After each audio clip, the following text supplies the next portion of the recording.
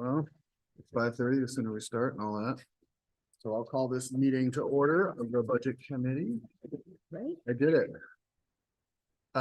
So we do the pledge. All right.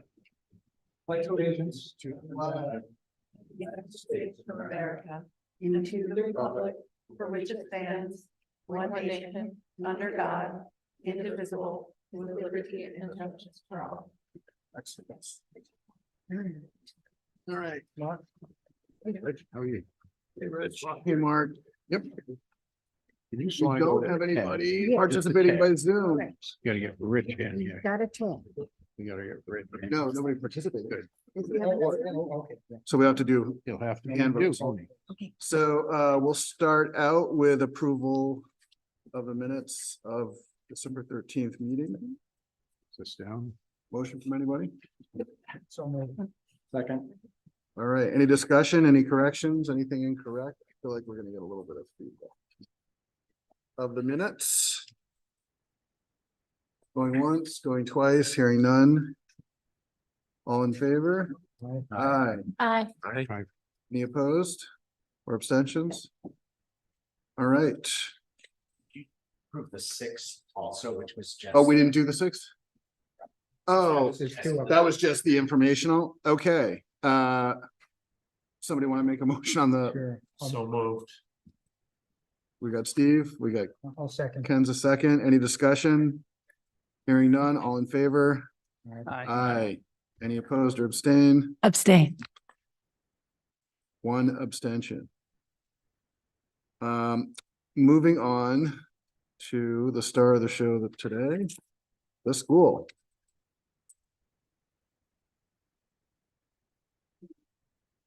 They went back a little bit. As you wish. Do you want help? Put a little bit forward so you can see it. Oh, okay. Whatever. Thank you. Like, you come up to join them?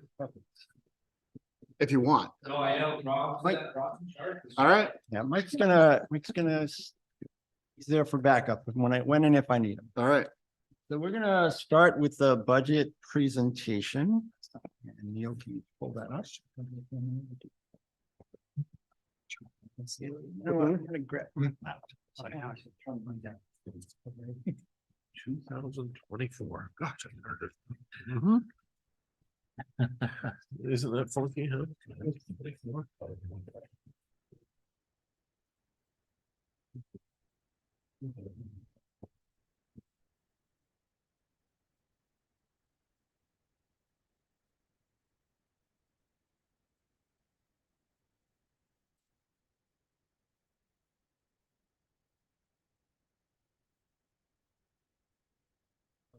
That was right.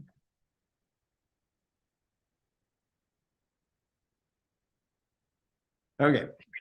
So welcome, thank you, everybody, for being here tonight. And I think the last time we met sort of prefaced what we're going to do tonight, in terms of where the numbers are. Not much has changed. Hopefully this will add some details to the story. I don't know how many folks we have on Zoom, if we have anybody on Zoom, but yeah, so I'll make believe that we've never done this before so that everybody is dialed into the picture. So, we'll go through the timeline. We'll talk about the budget philosophy a little bit, some of the key drivers, current enrollment in class size, and then department details. And then I'll look at the snapshot and the tax impact. So the budget timeline, and this is familiar to all of you, starts in September when department heads, principals begin to do their work and looking at last year's expenditures, what they need for this year.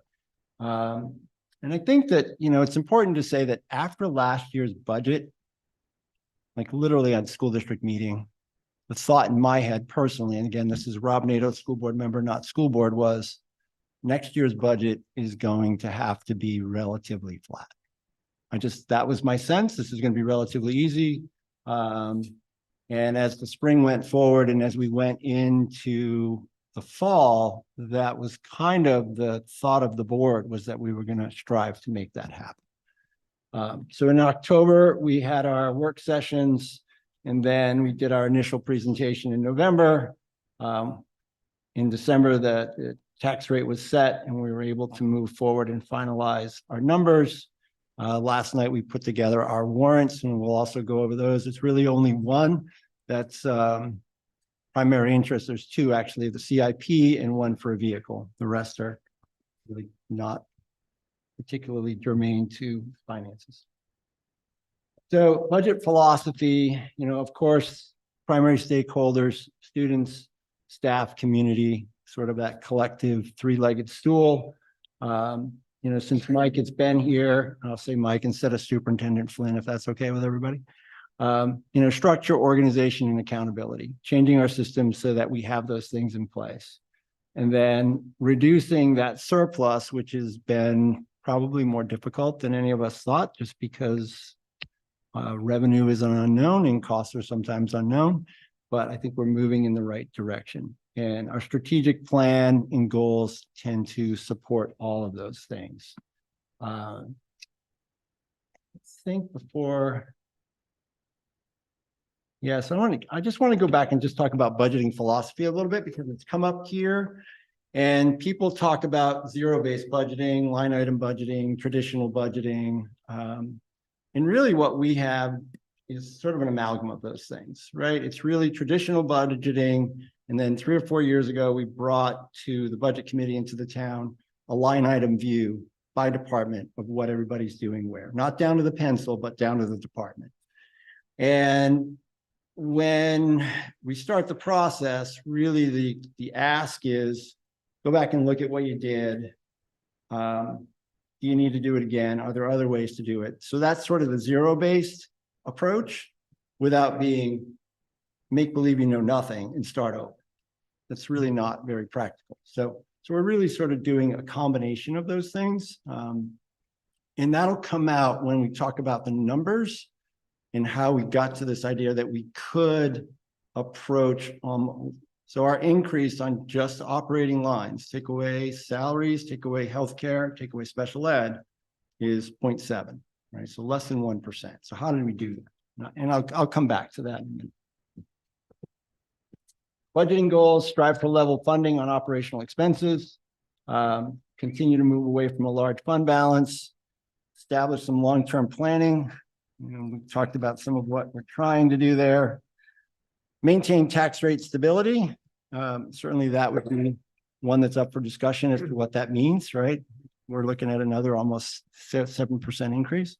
And evolving budget philosophy. So, and that again is what I was just describing. How do we get there and under what circumstances?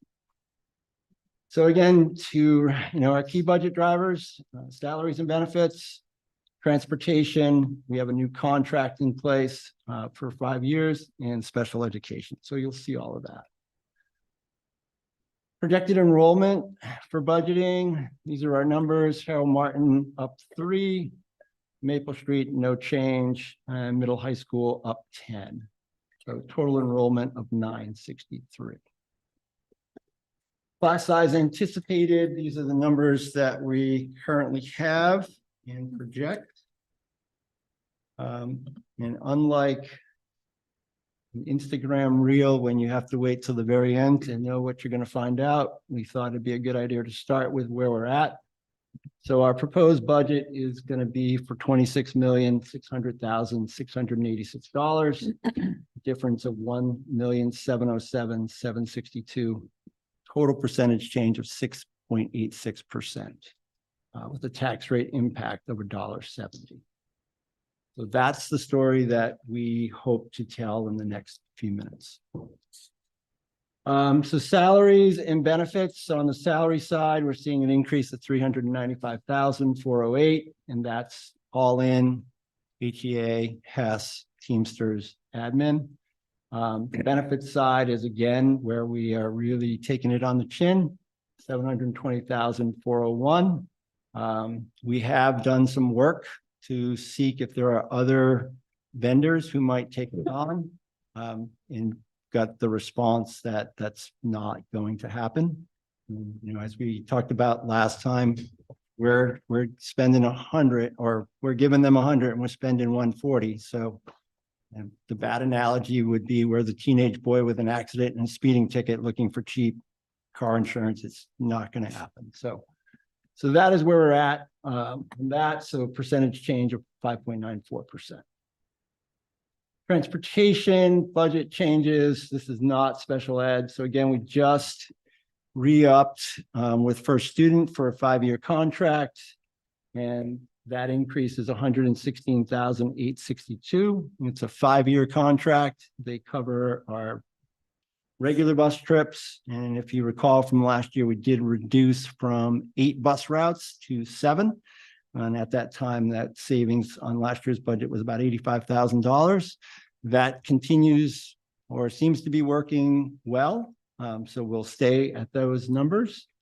And then athletics and field trips and the regional tech CRTC, 2 trips back and forth there every day. Part of the new contract for Student, it will be replacing our buses. So we'll see a new fleet coming in as of next year. That's their decision. Special education is another, one of the big ticket items. So major increases, private school tuition. And again, these are all things that are driven by IEPs and that we are legally obligated to execute. Contracted services and transportation to outside placements is a very, very big number there. So this is another one of our 3 big ticket items, an increase of $522,833. 50% change over last year. Facilities budget, and this, we've talked a lot about facilities in town for a long time, and we've just had that bond where we took care of a lot of deferred maintenance. So we were concerned about this one probably more than any other, but Mr. Rizicki felt strongly that he could do what he needed to do and keep us on an upward trajectory with these numbers in place. So the difference there is $34,486. Next up is technology. And this is really a relatively flat budget, and asking the tech director to create a plan for replacement of things like Chromebooks, LED projectors, those kinds of things. But we're on course with that as well. The Harold Martin school budget, the big change here, it looks like a big dip, but it's more of a transfer. So a lot of supplies that had been being run through Harold Martin and Maple Street get transferred over to the curriculum budget line. So all of the things that we do in terms of math programs, reading programs, et cetera, are now in that line department. So it looks like a big dip here. But I also will say that Harold Martin School did a lot of work going through all the supplies in the building, literally rounded up every pencil in the house and said, we got a lot of pencils, and what they needed to buy and not buy. So kudos to them on doing that. That was a good number. Maple Street, very similar story. So negative number here. Non-renew on the IXL math program. They have a new math program in place as of the last 2 years, and a reduction in supplies for the same reason. It's been shifted over to the curriculum line. And you can see that in those big spreadsheets that gave you the last time. I think if you want to see the paper version, you'll have to talk to Don and Rich, or I can produce one. Hopkinton Middle High School. So the primary change here was the non-renew of the Substance Abuse Prevention Program, or SAP.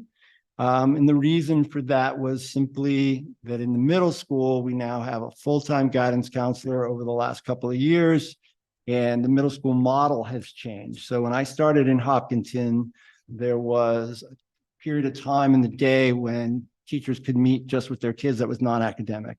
And then that went away, and we did advisory, and now that is back. So they call it Hawk time. It is non-academic contact time with teachers, and anytime you increase that contact time, it gives you more opportunity to see what's going on with kids and help them in a variety of ways. So between the guidance counselor and that program change, I feel confident that we can step back from the SAP program. So it's a good use of resources that we have in place to replace something that worked well for a long time, but not necessary.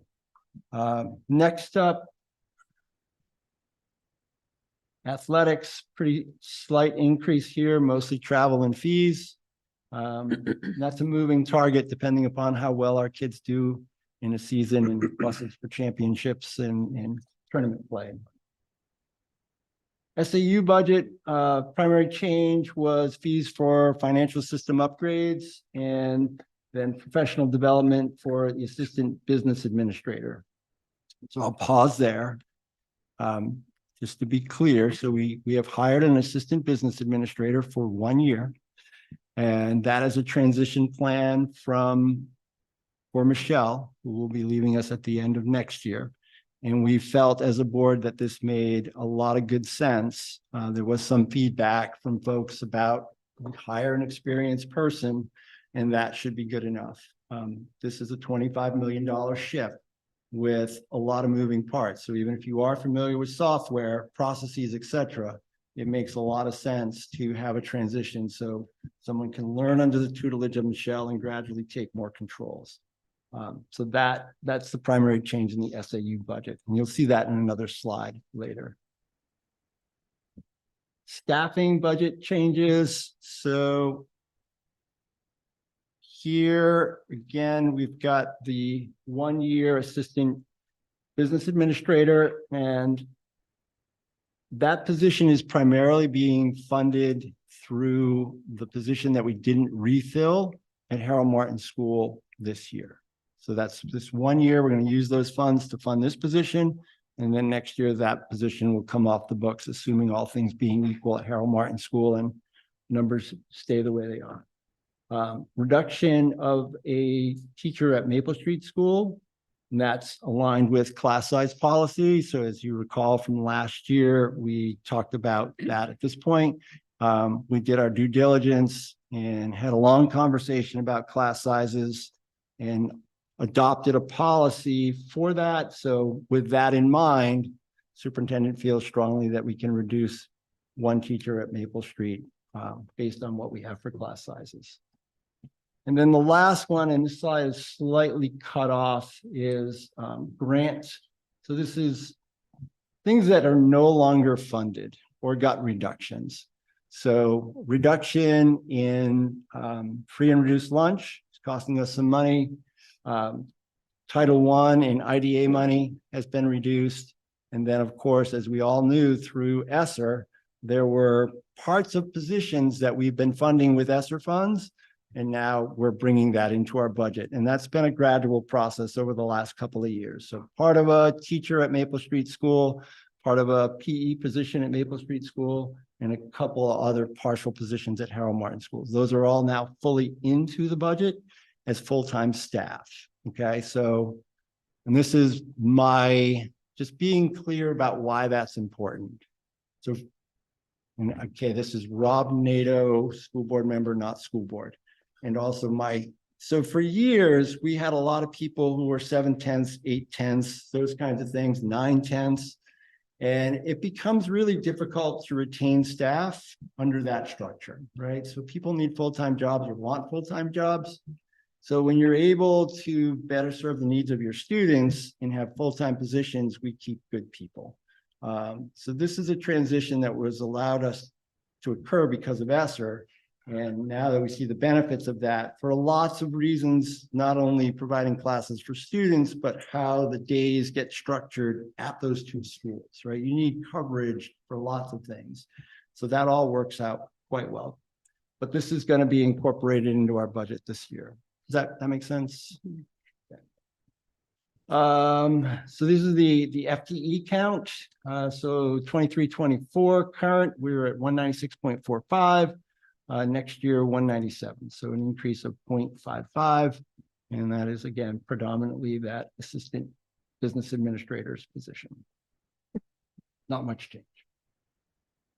This is that large spreadsheet that we think we talked about a month or so ago, and it just kind of highlights where the big numbers are. So you can see at the top is the curriculum line, going up $54,000, but of course that was predominantly because that shifted over from Harold Martin School and Maple Street School. The big ticket number being special education. Of our 7.27% increase, 2.23% is special ed.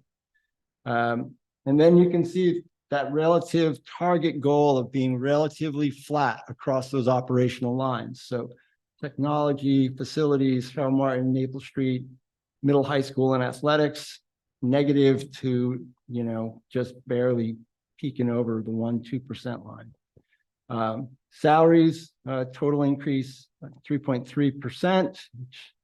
That's, in that category, 1.68% of our budget. Dental relatively flat. Maybe they could give healthcare some lessons.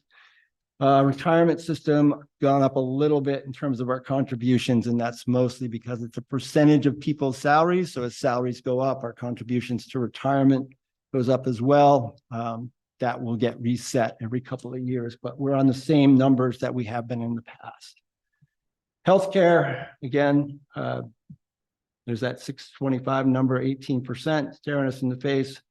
And then the other two down the bottom. So total 7.27. And then again, of those things that we control within those lines, 0.7%. The three that we don't control, 6 point something percent. And I think I'm at the end. Oh no, there should be, why is it not? Oh, there we go. So use of revenue for this budget cycle, our Article 10 is currently maxed out at about $785,000. We would draw $400,000 from Article 10 as revenue. We will draw $150,000 from projected fund balance as revenue. And our projected fund balance as of, you have your financials there, but as of right now is at, where did it go?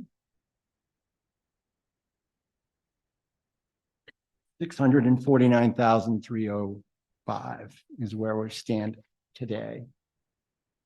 And then the benefits trust, which is about a little about 207,000, we would draw 200,000 from that. And that seems like a pretty aggressive draw on that trust, but we felt strongly that the reason that we had that money was because of COVID, because people weren't going to the doctors, our rates fell, we got a refund, and now it's time to turn it the other way. So, if some point in time things change in the structure of our healthcare, we could put money back there, but this is using what was given to us for that purpose. So total use of revenue, $750,000. And then that brings us back to our total numbers of 26,686. And I'm going to back up for a minute because if you notice, there's the numbers that are wrong, right? So if we come back here, the number says 25,193,048. So the difference between those two numbers is we receive money for food service, for grants, and for federal projects. That is money in, money out. We have to put it in the appropriation, but it is not money that comes from the town. So it is simply a balancing mechanism. It is not part of what we budget for in that way. So that's why those two numbers are different. Rob, just really quickly, is that why the, like, I think you said you aimed for a flat operating budget? Is that why it looks less flat in this? Because some of it is coming. Not for the 26 piece, no. So these numbers just simply represent the changes in that difference between 23,485, which also did not include those federal funds, and the 25,193 where we landed. So the not being flat part is again special ed, salaries, healthcare. That's the not right. flat I'm looking part. at operations total though. The 4.7 Yes. versus 5.3. Right. So operations total we're at 2.52%. But if you strip out the 2.23 for special education. It's 0.25%. Okay, that answers my question. Thank you. So. Mark? Fine. Okay. One of the things in the process early on was looking at those line items from departments in our initial work session. What did people budget for last year and what did they actually spend? And one of the first highlights for me was there was a spread of about, if you took all of those operational budgets from the SAU down through athletics, there was about a $500,000 spread that people didn't spend. And that's when I, as a board member, not speaking for the board, speaking for myself, felt comfortable that we could have a relatively flat operations line and let people move things around. And then we'll see how this works out this year. And hopefully we haven't curtailed too much so that people can still meet all the needs of the students as they should. If that makes sense. And I think I'm ready for questions.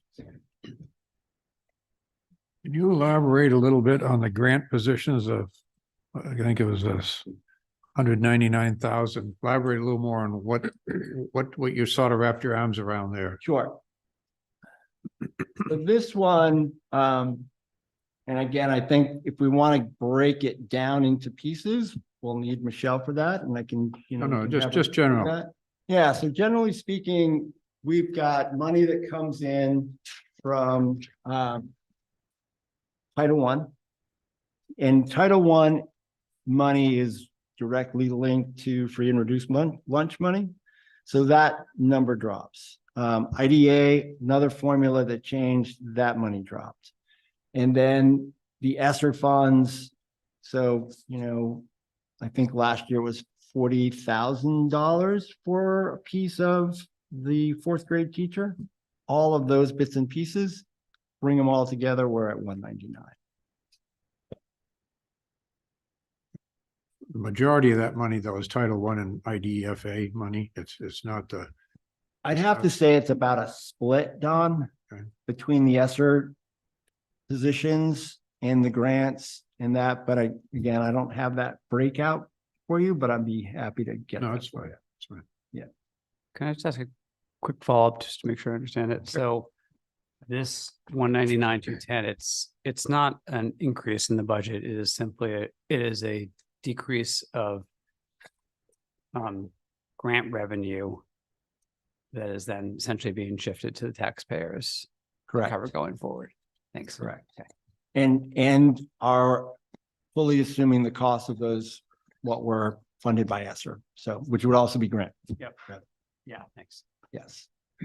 Rob, on the same page, the 34,000 for the ABA, for a full year, 6 months? Right. So that is not the total cost of the contract. That is the cost of the increase that we are incurring for this, because that position is primarily being paid for because we have not filled the position at Harold Martin School. So the savings from that position not being filled is paying for this ABA position. The difference between that Harold Martin position and the ABA is an increase of $34,104 to our budget. And then the reduction to the Maple Street school teacher, that's totally separate from what. That is totally separate. Yes, yes. And let me get it on, because it's cut off here on yours. It's cut off on mine as well. I think the net difference, it's gone from my slide, but we could do the math and figure it out. Thank you, Mike. Just before we move off the slide, so on the 136, the reduction of the teacher. So my recollection is we spent considerable time last year talking about a teacher and the cost of a teacher and whether or not that would be removed. And there was a lot of input from our constituents about that. So I'm sort of curious if you could speak a little bit more to the thinking. So this is aligned with class size policy, just sort of a little bit more sort of explanation on that. Sure. reduction.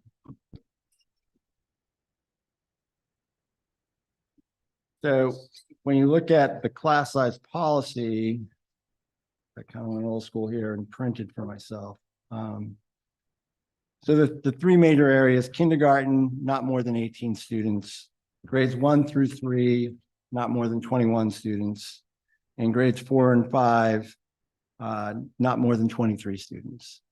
So in that ballpark, you do the math and you divide, and we see an opportunity to reduce one teacher, go to 3, and those are the savings as a function of that class policy that we came up with as a board last year.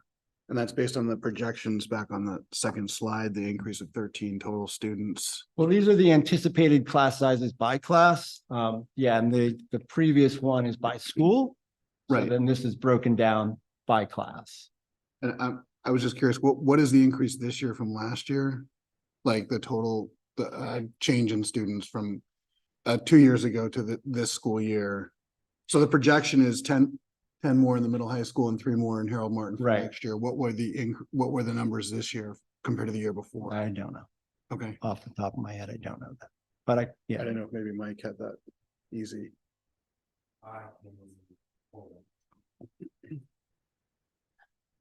While he's looking that up, a quick question just on, so with the partial or part-time, assistant ABA, that implies then that presumably next year Michelle will not be with us anymore, to our collective sadness.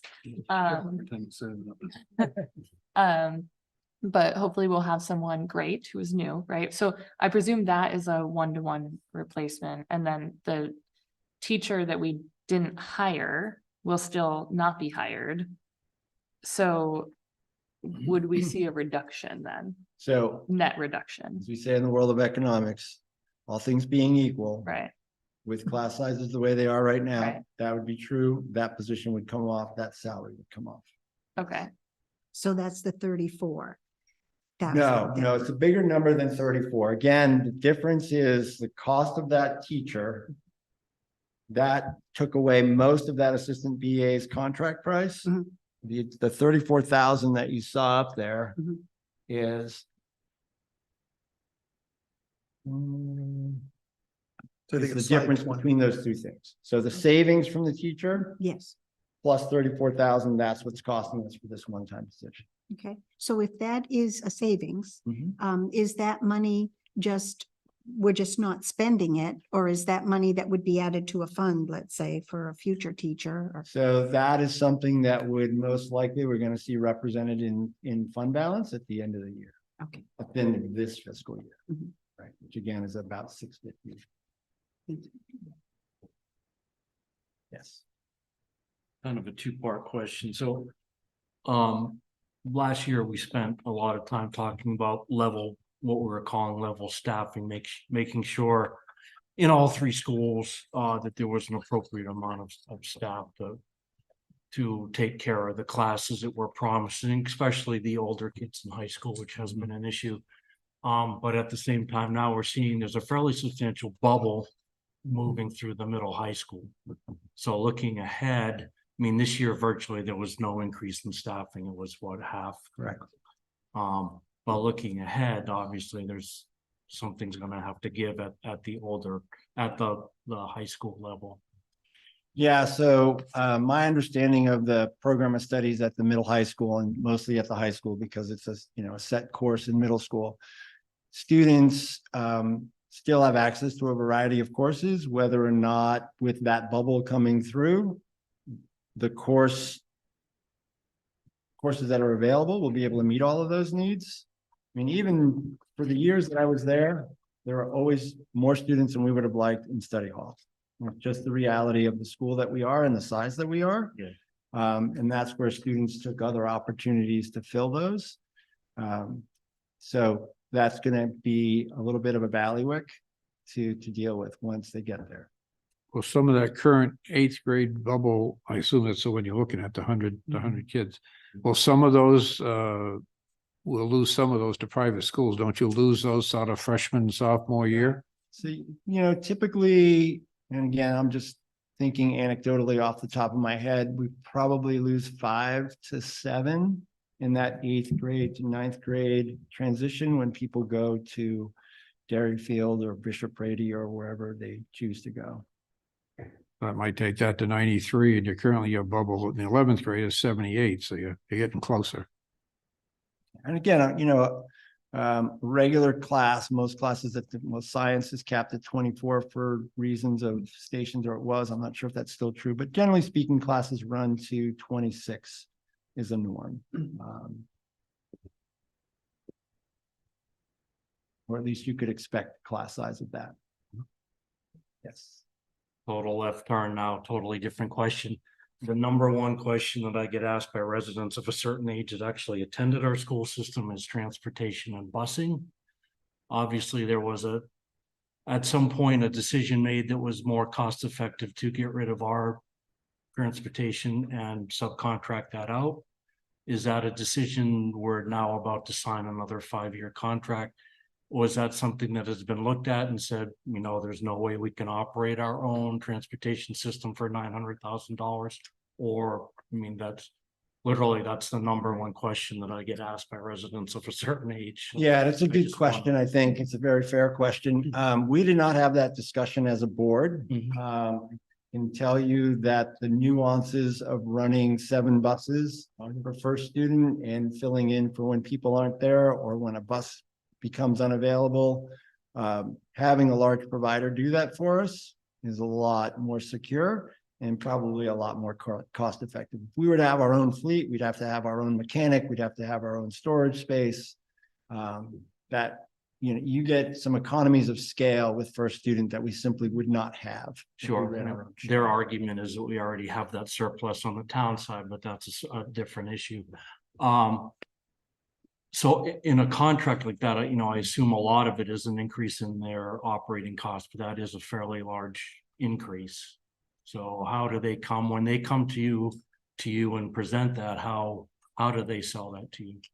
So that was done with the business administrator in terms of what those costs were, how much was fuel, how much was salaries and benefits on their end, and then their fleet replacement cycle. So just like anybody else, they're thinking in their capital improvement plan of it's time to move buses along. And some of those buses that are currently running in the school district were running in the school district when I started in 1998. So it's time for them to go.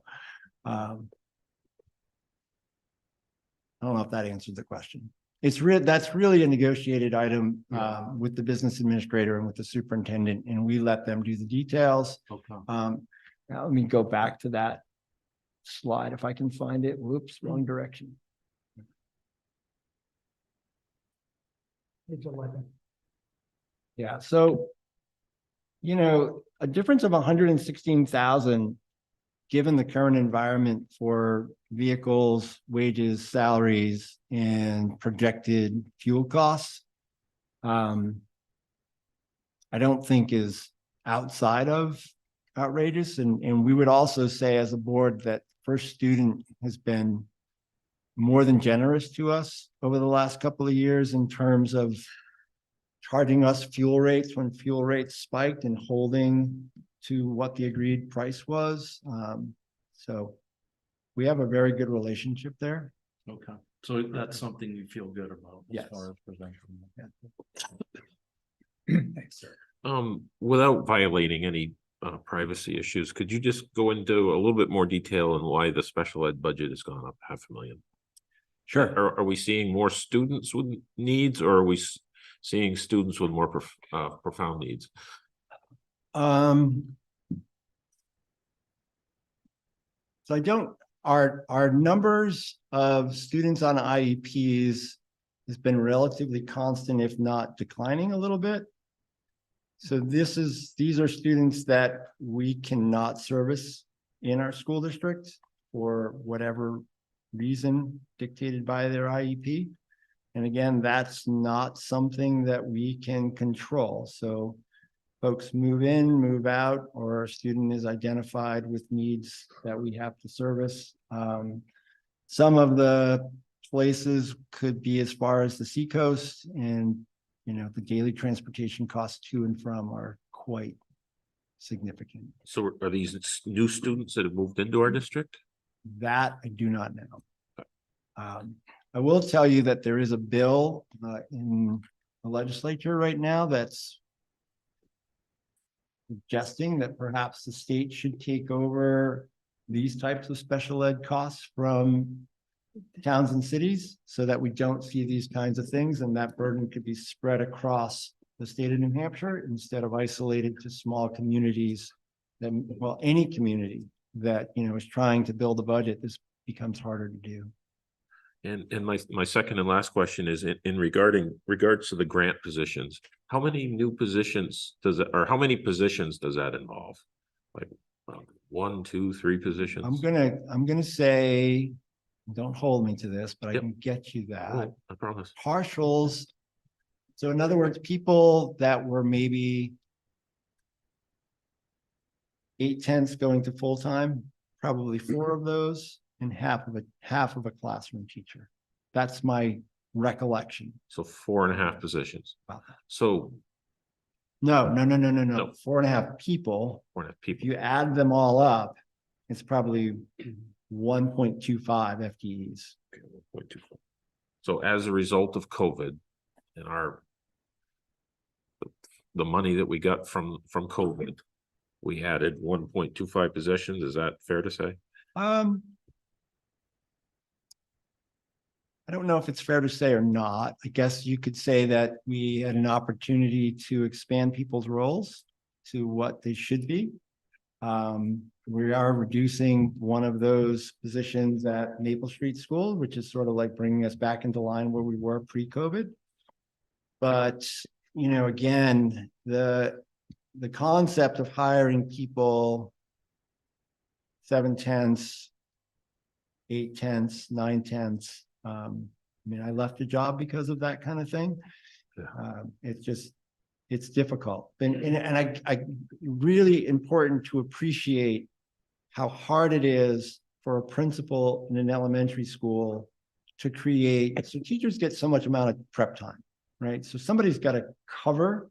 I mean, kids, they just don't go run around the universe, right? So they're in different programs doing different things. All of that needs to happen. And you need folks to be able to do that. So when you have full-time staff and more flexibility, it makes the buildings run more efficiently. Thank you. That's all. Rob, could I just get a clarification on something? Sure. I really appreciate what the staff did at Harold Martin with all the supplies and everything. That's a real commitment and a lot of work. But could you just go through a little bit that the funds that are being saved, I heard said that they would be moved over to curriculum. So how does that work? And is that would that show up on another line item? Right. So let me use an example, AimsWeb. So this is a program that they use to create baselines for kids for their reading scores, et cetera. So typically AimsWeb would have been within the Harold Martin budget line, within the Maple Street budget line. It is now within the curriculum budget line. So it's not necessarily a savings, it's a transfer to another line. It just represents as there's a big reduction. Okay. But again, kudos to those folks. They really were creative in trying to find ways to maximize what they were using. That's great. Thank you. Rob, a couple of questions. Back on the special ed. One of the questions that I think I hear periodically, and there was quite a bit of discussion about this a few years ago, but it still comes up, is around, there's a perception, I think, among some in our community that Hopkinton is especially supportive of students who have special learning needs, which personally I think is a good thing. So, and you have characterized this as required. I'm curious about how much discretion is there in establishing IEPs, as in, like, if your philosophy of your school district is, we really do want to make sure that we are providing full opportunity for all students. a school district could have a slightly different philosophy and still comply with the law Mhm. and have, and I guess it's a question, which is how much discretion is there in IEPs and where does Hopkinton fall on that spectrum? And I ask it being pretty supportive of this, but more just, it's a question that comes up. Let me answer that broadly, okay? Or as broadly as I can and as specifically as I can. So the first thing to understand about an IEP is it's not a singular person who makes that decision. IEPs are drafted by a team of people. That team usually involves their case manager. It can involve anyone, the occupational therapist, could be the speech therapist is involved, the principal is involved, the parents, of course, are involved. So as that team meets and looks at all of those scores and, the nuances between what's a disability and what's not a disability, right? So you've got I'm having a brain cramp on how to explain this, but processing score that's really low, but you score really high on your comprehension. That's a learning disability. So those decisions are made at that team level. And it has to, the data needs to support that. So I would, I'd love to have Mandy answer that in thoroughly, but I think our philosophy is we do our due diligence to meet the needs of those students based on those scores and how they're performing in the classroom and how that team sees what is best for those students. And now I'm just going to switch to my Rob NATO hat, not a school board member, not sitting in front of the budget committee. I mean, I live with a person who's worked in special ed for 31 years in this town. People really do what's best for kids. So that's the philosophy. It's always been the philosophy. Folks may or may disagree with what that is, but then there's a process for that as well. So I don't think that we're providing, superstar baseline. We're providing what is appropriate for students, and that's what the law requires. What is the least restrictive, most appropriate educational plan for these kids? And that's what we do. Thanks I for hope that that. Rob. answers the question. Yeah, thank you. I'd like to go back to the bus issue. And you said it's a new multi-year contract? 5-year contract. Okay, and is there a baseline fuel rate and with a surcharge up or down as fuel costs change over the 5 years? I'm sure there is, but I don't have the details to that. Yeah. I just wanted to make sure that there, if there was Yeah. something. I'll double check with Michelle on that, but I'm assuming that is what's in our current scenario, that there's a baseline and then there's a top out point. So I don't see why that would have changed in any way, shape or form. Other than if fuel costs were to stay the same, next year would we be seeing a percentage increase still? I'd have to ask Michelle about that one.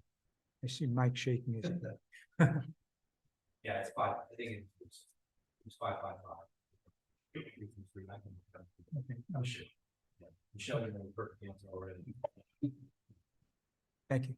You're welcome. I apologize if we already sort of did this, but going back to the special ed, just because that's a big ticket, Mhm.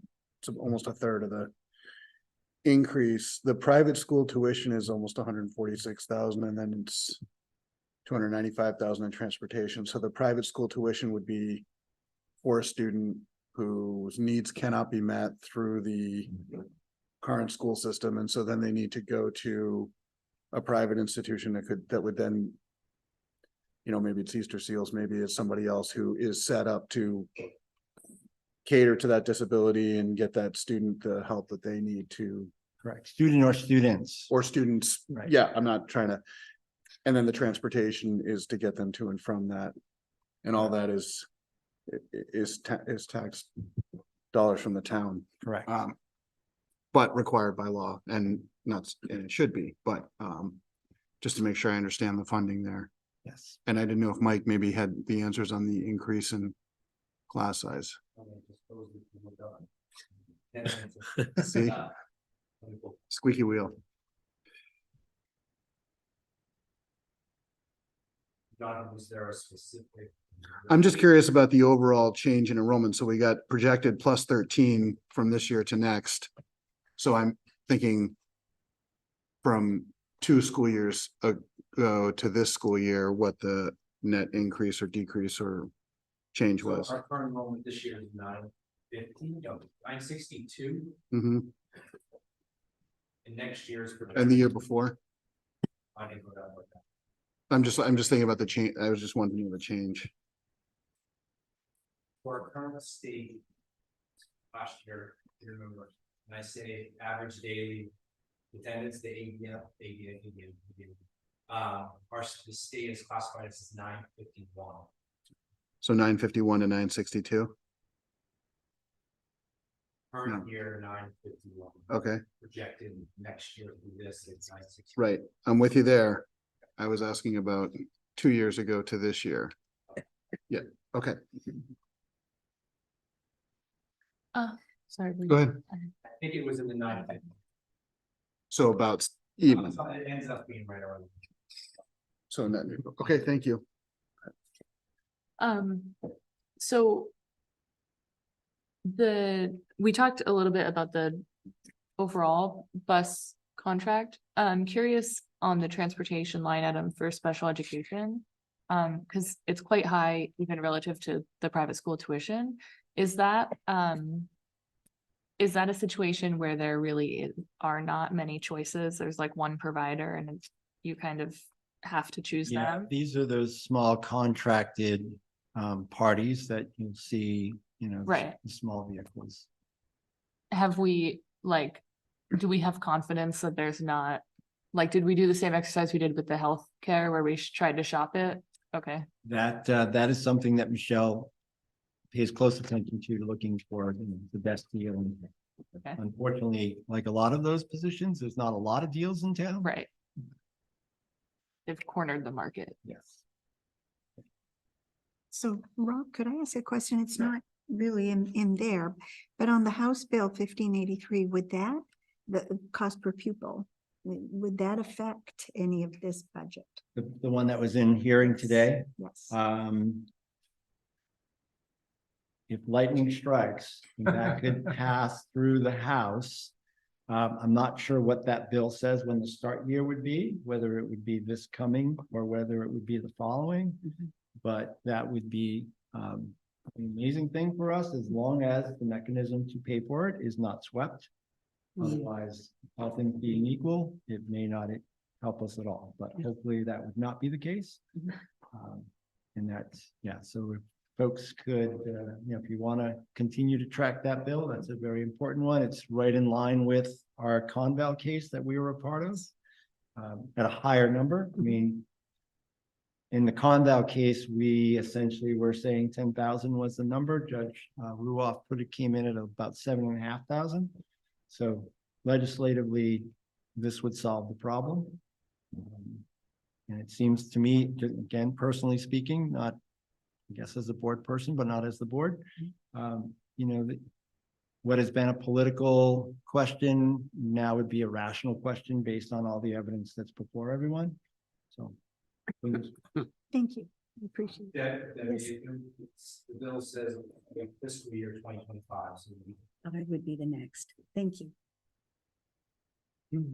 May I ask, has there been, and perhaps you can't answer this question, without referring, but our switch the last few years to going to wood pellets versus fuel oil, has that been financially advantageous to us?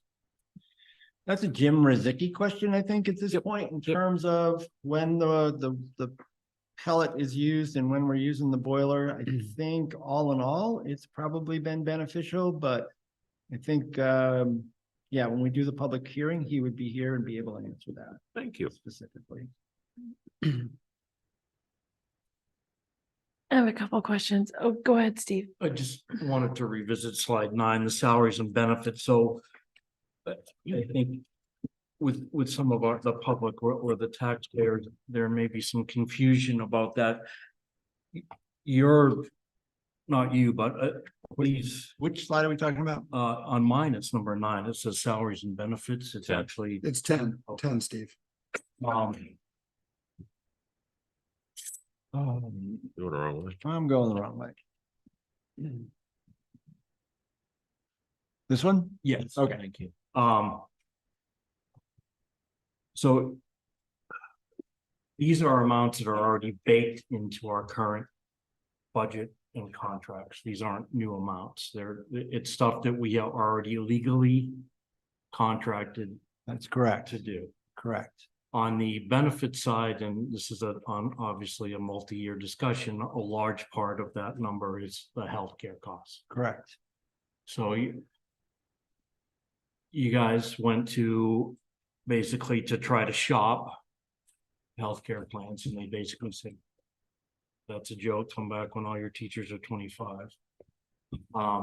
Secondly, it's my understanding from last year's discussion that with the newer contract that the people that are being hired now are paying a higher percentage, correct, of their healthcare costs. And what percentage? I believe it's 90 or 10%. 10%. Picks up 90. So on the upcoming contracts, obviously, there's going to be some community perception that they should be paying, you know, the newer people should be paying even higher percentage.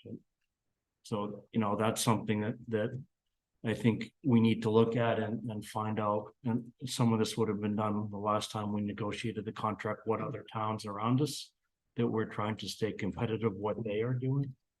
Yeah, I think that, you know, the next contract, healthcare discussion will be a big part of that. You know, and kind of go back to that 2017 time period when we changed to a site of service plan with some deductibles that were in place that saved us a lot of money. So all of those options are going to have to be explored.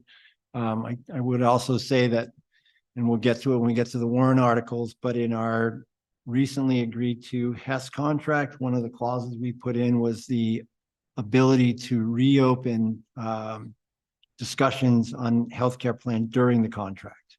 So that gives us a lot more flexibility if opportunities arise for savings and still providing people with quality healthcare. And would that be the first time that particular clause was in one of our contracts? That is correct. Okay, well, okay. Thank you. You're welcome. Vicky, just because I know you were waiting. Okay, thank you, Mr. Nadeau. I had the pleasure of watching your meeting yesterday on YouTube, and I am making an assumption that Which meeting is this? the school board meeting.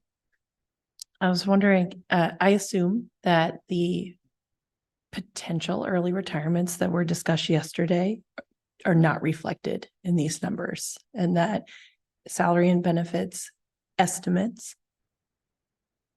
are estimated based on these seasoned teachers, not on, for example, younger, cheaper staff. So that's a good question. So with the difficulty with the early retirement as it's in the contract now is people put in November 1, we tell them January 15th-ish, they don't have to tell us definitively March 1st after our budget. So, and this again will be a discussion for the next contract cycle. So yeah, this budget reflects, I believe reflects, and again, this is where Michelle would be able to tell us specifically current staffing. So even if only a portion of the people who suggested they're interested go through with it, there's a theoretical savings that'll come when we restaff with younger people lower down on the matrix. Mm-hmm. So my next question is, with regards to the fund balance,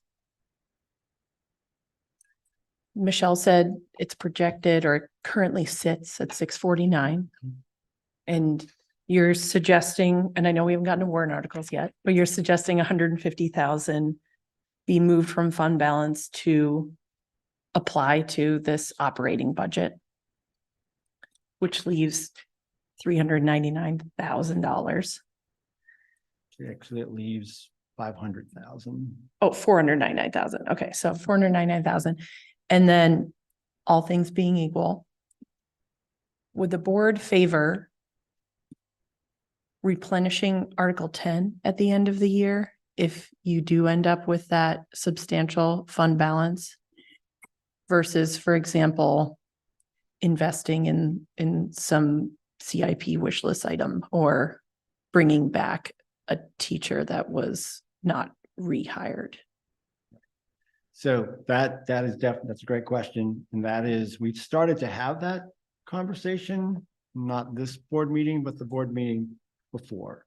And I think I asked the question of the board, is your desire to use that fund balance more for CIP costs or more to maintain Article 10 at its cap, of which is right now about $785,000, which we could then draw on as we've done.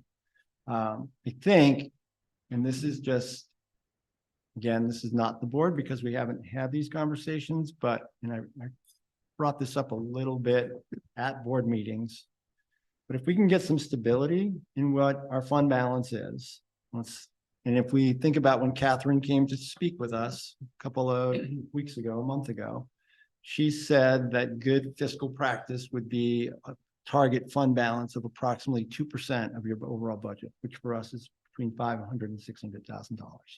So that's just good management. So if that were the case, then can we get into a cycle where we're thinking about using $200,000 of that fund balance for CIP and then backfilling that Article 10, Right. which can cover emergency scenarios as they arise? That's a broad question for the board, and I think it's a very good question for the budget committee for feedback to us on what this group thinks is how we should manage that. Input from folks would be welcome on that topic in terms of how we do that. I think Article 10 gives us a lot of flexibility. People say return it to the town. Article 10 is the mechanism by which we return it to the town. So, but you also don't want to, return everything and then have nothing. You want to be able to have something in preparation for emergencies, but also the opportunity, as this year, using $400,000 to reduce revenue. So the money we saved from last year, we're going to use as revenue this year. And again, that I know I'm speaking to folks that understand it, but that fund balance is a given. You have to budget for all of the things that you're obligated to do, even though in theory, that you may or may not do them. So does that answer the question? Thank you. Rob, can you go back to slide 20, which is the staffing budget changes? I hope so, Mark. Confidence in you. I just forgetting where things are. This one? Great. Yeah. Thank Yes. you. Well, first of all, I just want to say thank you for a great presentation. Super clear and understandable. I wanted to just make sure I understood something around the assistant business administrator. So did I hear you say that there's been a reduction of one position at Harold Martin There was a reduction this year. this year? Okay. Position that was not filled. And this position is already hired and on board? Correct. Okay. So that's why the net next year is 34,000. Correct.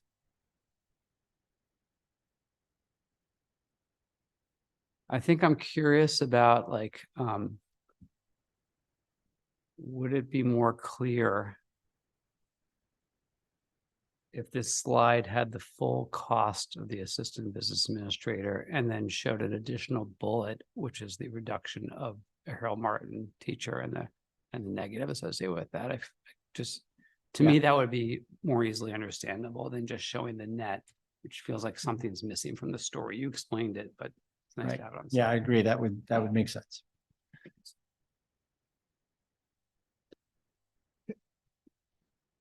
Can I just follow up on that? And I'm just trying to get my head around this. So we didn't hire a teacher at Harold Martin, and then next year we're talking about reducing Maple Street, another teacher. Hmm. 20, I just want to make sure I understand the numbers, school year 22-23 to 23-24 was basically a net neutral, like we didn't have an increase in enrollment, it was basically an even. We're projecting a 13 student increase from 23-24 to 24-25. So I'm just thinking about the sort of loss of 2 teachers, but the increase of 13 more students. Which Right. maybe that fits in with the sort of class size matrix that Sure. the school board has determined, but I just wanted to sort of. So let me back that up because there is a story to that. Sure, and I want to understand that story. Yeah, so the class size policy definitely reinforces what we think is good educational practice. So we feel good about, even with 13, they're spread in different places, we're going to be able to do that. When I first came on the board and during COVID, the idea of having 4 across was what the board felt strongly about. That, and the reason we felt strongly about it was because there was always this annual game of somebody leaves, somebody comes, we're moving people around, you're losing teachers, you may have just hired some great new teacher, but now they're the last one in, first one out, that kind of thing. And if we could just stay 4 across, that game ends. But then in the last budget cycle, as healthcare costs became what they are, we realized that was not fiscally responsible. We just simply couldn't do it. So that's when, the reality of having to think about class sizes and letting that metric dictate versus trying to go 4 across, because, dividing a group, so you end up with a class where there might be 14 or 15 kids in a grade, and then others where there are 19 and 20, but that continuity of the teacher made a lot of sense. Financially, we came to the decision as a board, it wasn't something we could sustain. That makes sense. It does. Thank you. To follow on then, so I guess maybe this is more of a question for Mike, but do we feel confident that we can manage the reduction and possibly moving some teachers around in a better way than we did? Because presumably we felt it wasn't working before, but we're kind of going back to it to be more fiscally responsible. So I would assume that the superintendent and the board feel comfortable that maybe we'll learn some lessons, or like, I guess the crux of to root my question and why this matters fiscally is, like, do we anticipate that we're going to come back next year or the year after and maybe say, actually, we want 4 across again? Not that that would necessarily be bad, like we should always be adapting to what makes sense for students, but do we anticipate that happening, or? I think right now we would not, because we've adopted that class size policy, and that's what would drive decisions more than just, the concept of 4 across for staffing reasons and continuity. I think Mike would say that, I know he's sitting in the room, but I think we have confidence that Mike can make the adjustments and move people in a way that's beneficial to everybody. As a follow-up to that, just looking at the class size anticipated slide on page 8, taking the 30,000 foot view, are we seeing really small classes coming up through? And is that part of the decision-making process to reduce the staff, because we think that the school system as a whole will be shrinking it in the future? No. This is my personal projection, just seeing what's going on in this town in terms of the transfer of housing. I wouldn't say that at all. I have very little faith in long-term prognostication about what our school is going to be. I mean, we all lived through the notion not that many years ago that we were going to consolidate and do away with Maple Street and all the rest of it. That never came to fruition. So, I think all of us, if we can predict the future, we'd probably be sitting on an island in the somewhere that you appreciate whatever your temperature is, but no, I don't foresee that. Okay, thank you. Iceland. That's a personal. I think, yes. Other questions for Rob? I just have a general comment, if that's okay. I just wanted to thank you, Rob, and the board generally, because I think while there was sentiment that last year was kind of painful, I think that it's sort of a testament to things working pretty well between, or in the community at least, that a class size policy was evaluated and put in place. And now as a result, this year, the conversation is much more structured. So thank you. And I don't want to speak on behalf of the budget committee, but perhaps you can pass my Krista Skura thanks on to the board We'll do for that. that. Yeah, I would echo that. I mean, I think it's a great presentation. I think that this is very understandable. And it looks like the increases that we have are increases that are not discretionary, so. Yeah. Other questions, comments? I just want to follow up on my technology trust question from last time, which is, did you have an opportunity to discuss the worthiness of paying for the new servers out of the technology trust? We talked about that to a degree. I don't think we came to a consensus as to whether that is an emergency fund. Right. But the general view of the board is that expected operating expenses should be in the budget, not paid for out of trust. So, it is there if we have a spike, those kinds of things, but I don't think we haven't had a vote to say this is our approach. We've had some discussions, and I think we're getting closer to that.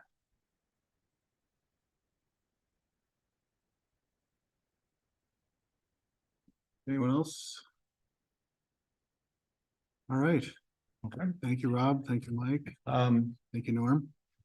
Do you want to do the one, do we want to do the warrant article? Yes. I think so.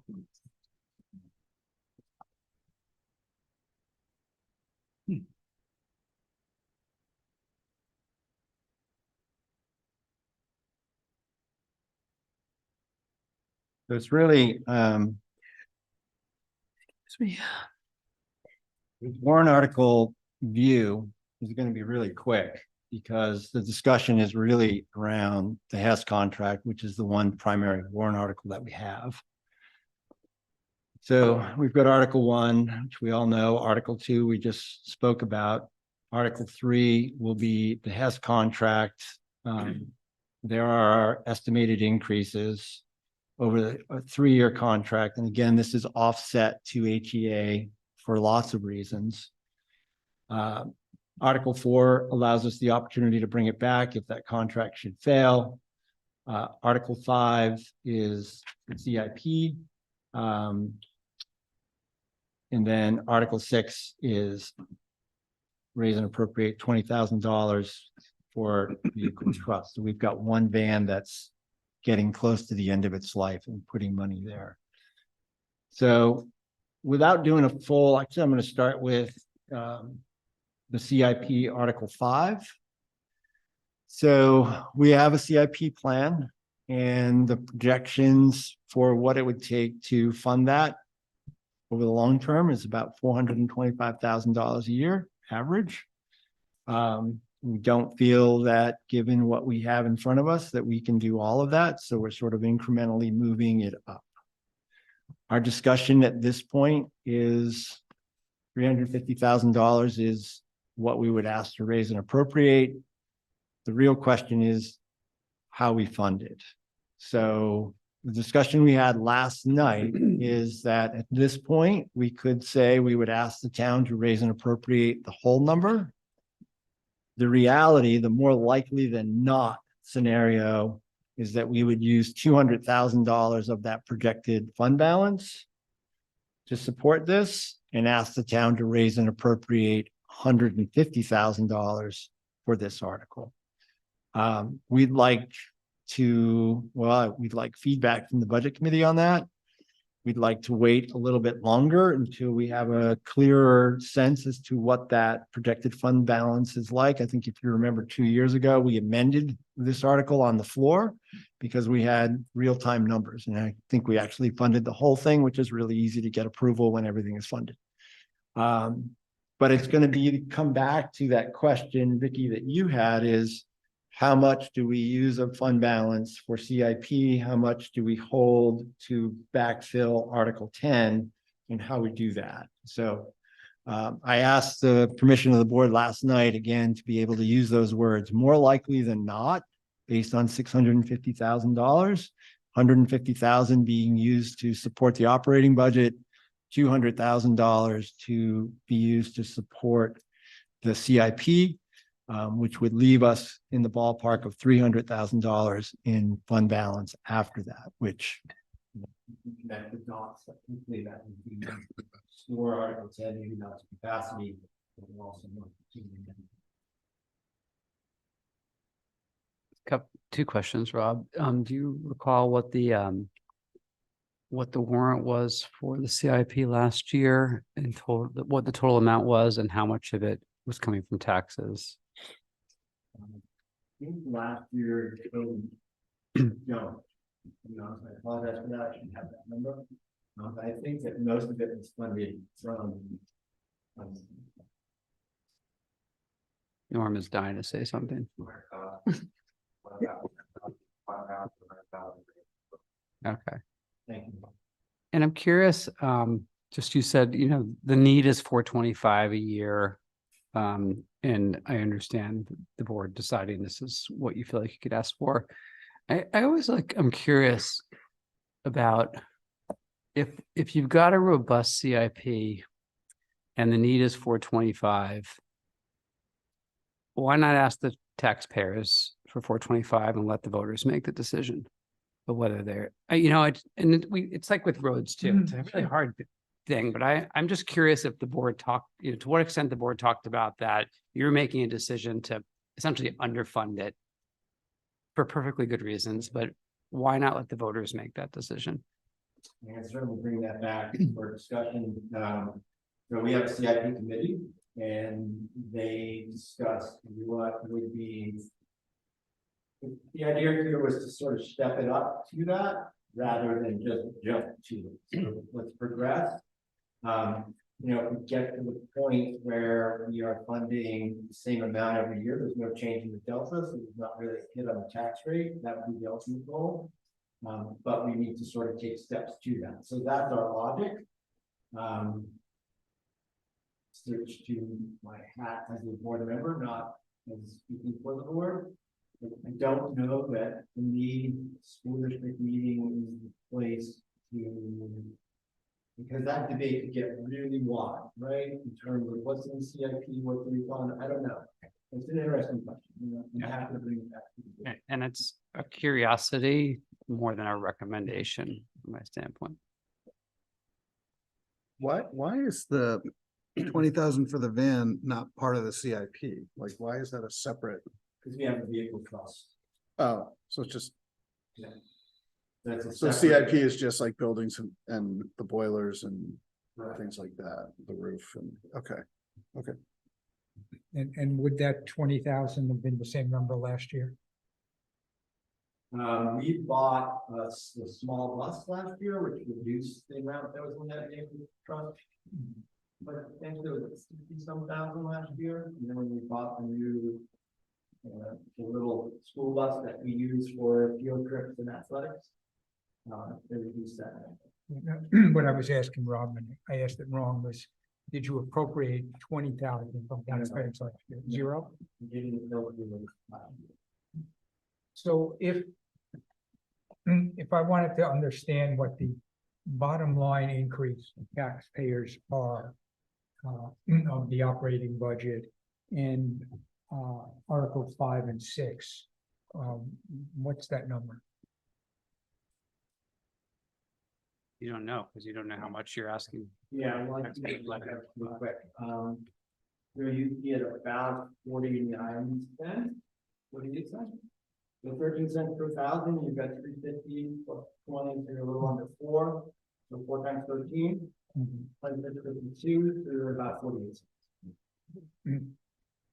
If it all came from taxes. If it all came from taxes. But again, you know, if it's 150 and 20, you're at about 19 cents.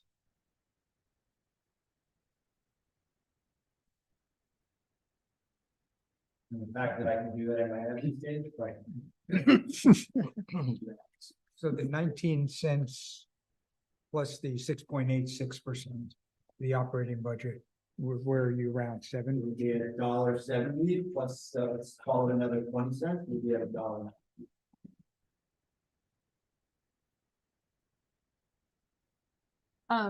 Don't hold me to that. No. I'm just asking for both. I'm reading the back of the envelope now. Rob, have we evaluated or could we even legally run our own transportation for special ed? No.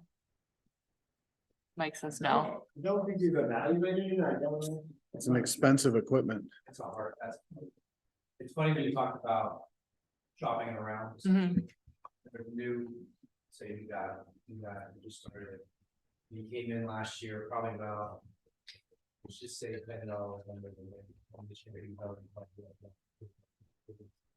Maybe say it's more, it's not. Okay, and we have to use a like approved provider or something like that. Okay. Thank you.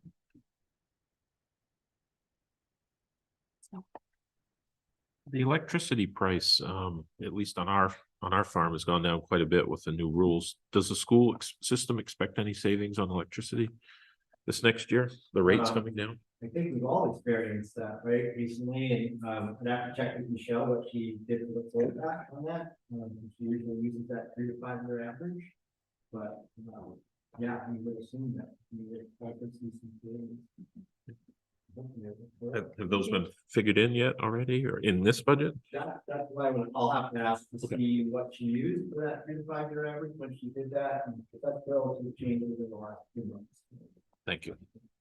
And I assume the school is not on default utility electricity supply, so you're not gonna see the fluctuations that residents would see. 'Cause you're in a long-term contract. I believe it's the same terms as the towns. No, they're with a number of other school districts. Sure, but it's not the same.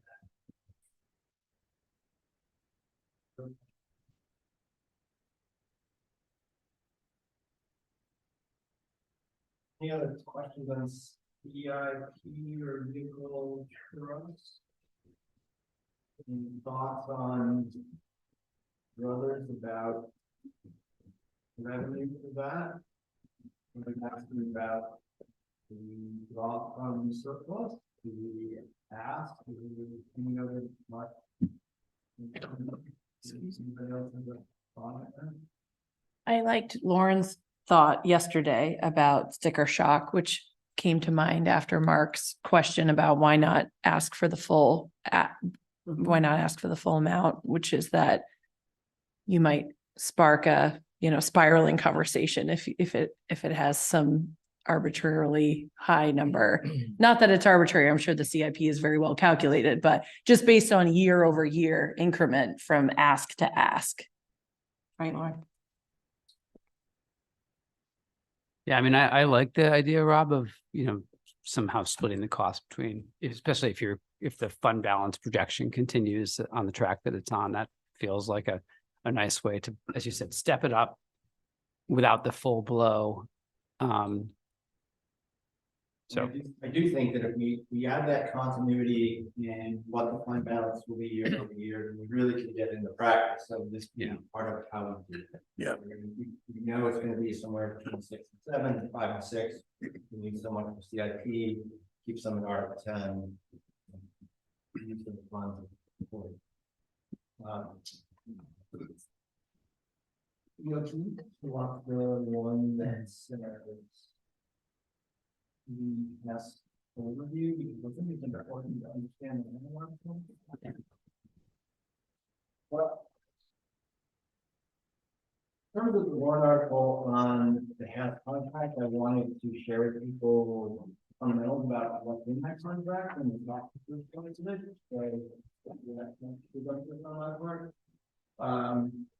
So in terms of the language, there were some changes in terms of how we do step placements, so where people come in, you know, to condense that, the number of steps that are there. Some language about communication to superintendent. The IA designations pay scale, and in the old contract, if you work with a certain student, there was one pay scale, if you did this kind of task, it was a little crazy. So when people were moving around, it was kind of an accounting nightmare in many ways. And now it's instructional assistant, instructional assistant, regardless of what your assignment is. Then, as I noted before, is our right to reopen healthcare benefits and options discussion, and that is our right to do that, so we can call that. On the financial side, we went to full dental coverage for the school employees, starting in the first year of the contracts. For wages, again, we condensed the scale. Scale had been starting at like $13. Scale, so we just brought that up because we really didn't hire anybody for $13. Scale now starts at approximately 17 and goes up to $24 and change. Each step along the way, in the first year, 75-cent increase per hour, in the second $1 increase, and in the third another $1. Stepped up a little bit. Just a little bit of getting text that they can't hear you. I'm sorry.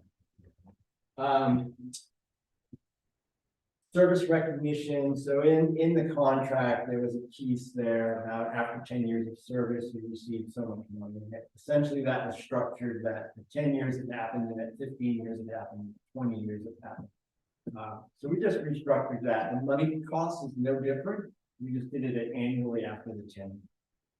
So in other words, you got $1,000 after your 10th year, and you got 1,500 after 15, and 11 you got 3. So money is the same, it's more than you. The big change in terms of structure was our buyout of health insurance. And this comes back to what we've been discussing. So our previous contract, both ETA and HEP, was for a family, the buyout was $1,500. So if you chose not to take our insurance, we would pay you $1,500. And when folks have options, that doesn't really incentivize anybody to look at what their spouse's plan might be. So it's common that buyouts have increased across school districts as a way to say, maybe you really ought to consider your spouse's plan that's got a $4,000 deductible and relatively similar after that. Here you're going to be saving some money. So it's a family plan, and you take our buyout incentive of $7,250. And your spouse's plan has a $4,000 deductible, your right side up $3,250, and the school district just saves $15,000, right? Cost of a family plan right now is about 23 grand, I think. So that was a big change for us. So you can see what those buyouts are. The conundrum, and I'll talk about that in a minute, that we have no way of knowing. We have no way of knowing if we're going to bring more people across. So there's some risk involved here in how we did this. But we felt that it was a worthwhile risk in terms of changing how we're doing things. You can see the costing there in year one, the dental. Just to stop you on that for a second. Is the other idea that maybe if some more people buy out, then maybe we become a little more attractive to shop around down the road to some other insurance providers? Like we can't get anybody else to insure us, but maybe if we.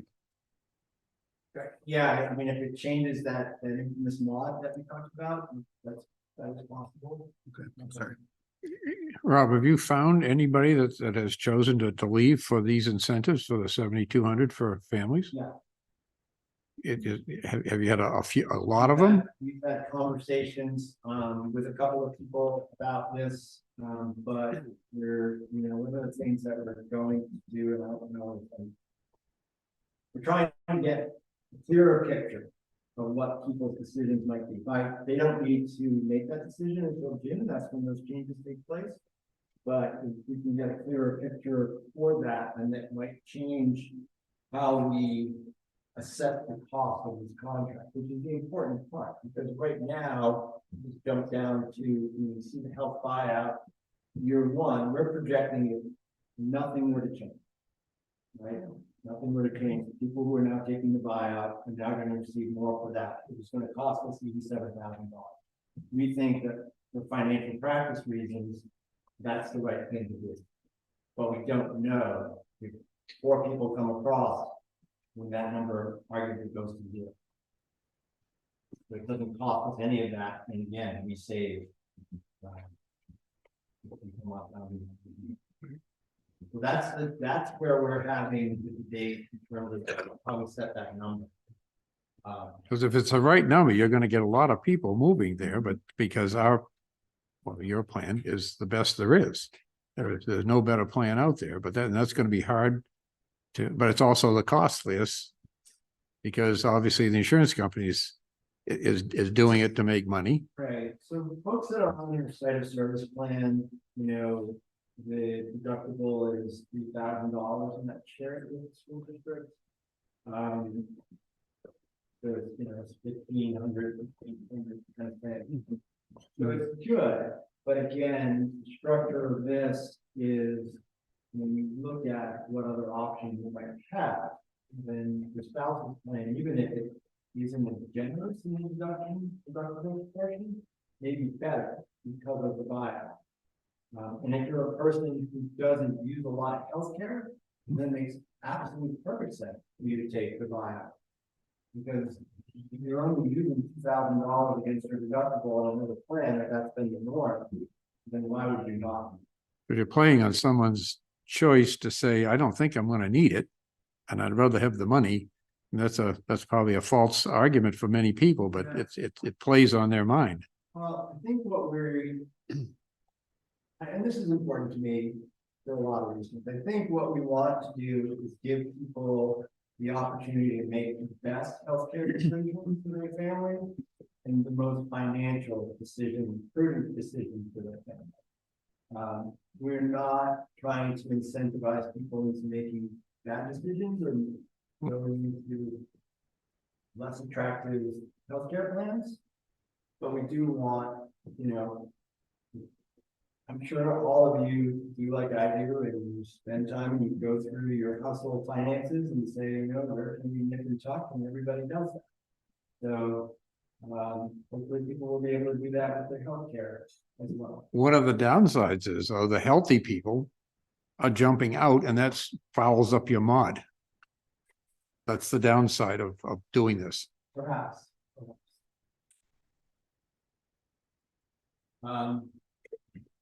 Year 2, we just had the wages increases, and year 3 again, the wage increases, all a little bit. Tax impact in the first year with that health buyout set as it is, it's 35 cents, 11 cents and 11 cents. And again, there's our buyout risk calculation. So we felt really good about this contract. Again, thank the folks who has the negotiation process. It's the first time that I had the opportunity to sit on the other side of the table, which is interesting. Certainly sat on the ETA side for many, many years. And that we're providing a contract not only that gives the wages that are appropriate to the profession, but also the benefits package that we're going to be able to attract folks that we need to attract. It's a very tight labor market to get people in a place where they're still looking for a few folks. Looking for, a job. So that is the warrant article. That's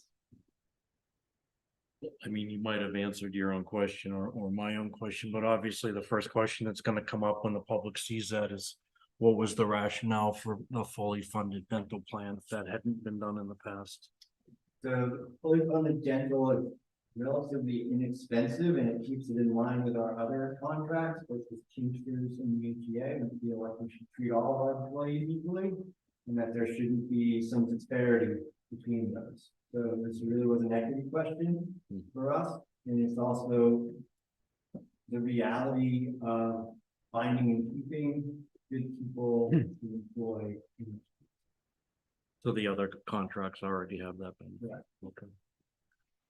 So Rob, I first of all, I just want to say thank you to you and the board for that. It's so important, that equity question, and particularly when you're talking about your staff who have the lowest salaries, so for them to have inferior benefits, it's just like a double whammy. So thank you for doing that. Just a quick question. What is the percent increase on wages?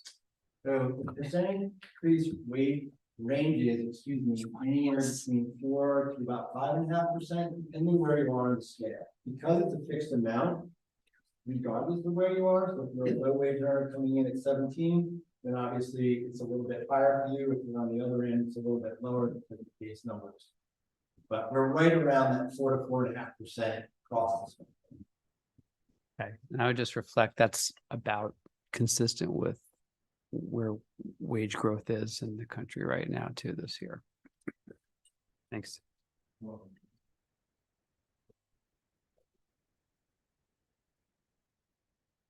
Other questions? Comments? Thank you, Rob.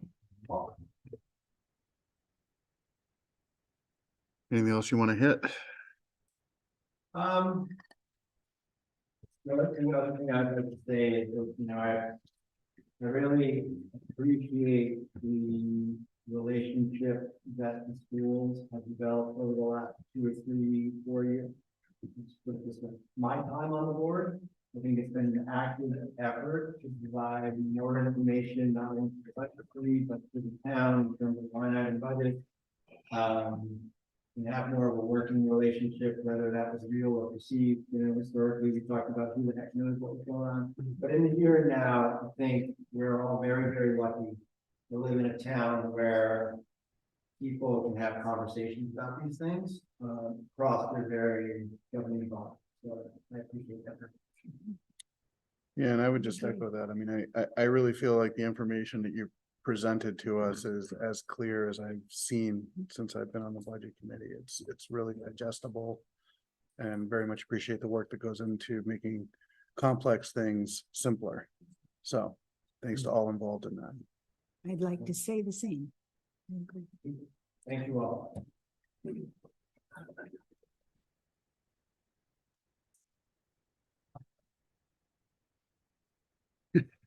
Mutual Admiration Society, as my mother would say. Mr. Chairman? Yeah. I'm gonna make a suggestion that maybe we can insert or change the agenda so that we can have some public comment now while it's fresh in people's minds. I suspect these people that are here tonight are probably more interested in the school budget. It's something I could make a motion to do. Yeah, I don't think we need a motion. I don't have a problem doing that. I think I put it down there because there was a school board meeting last night presenting the same budget. But I'm fine. We have people here, we have people online, so we can take a public comment now unless anything.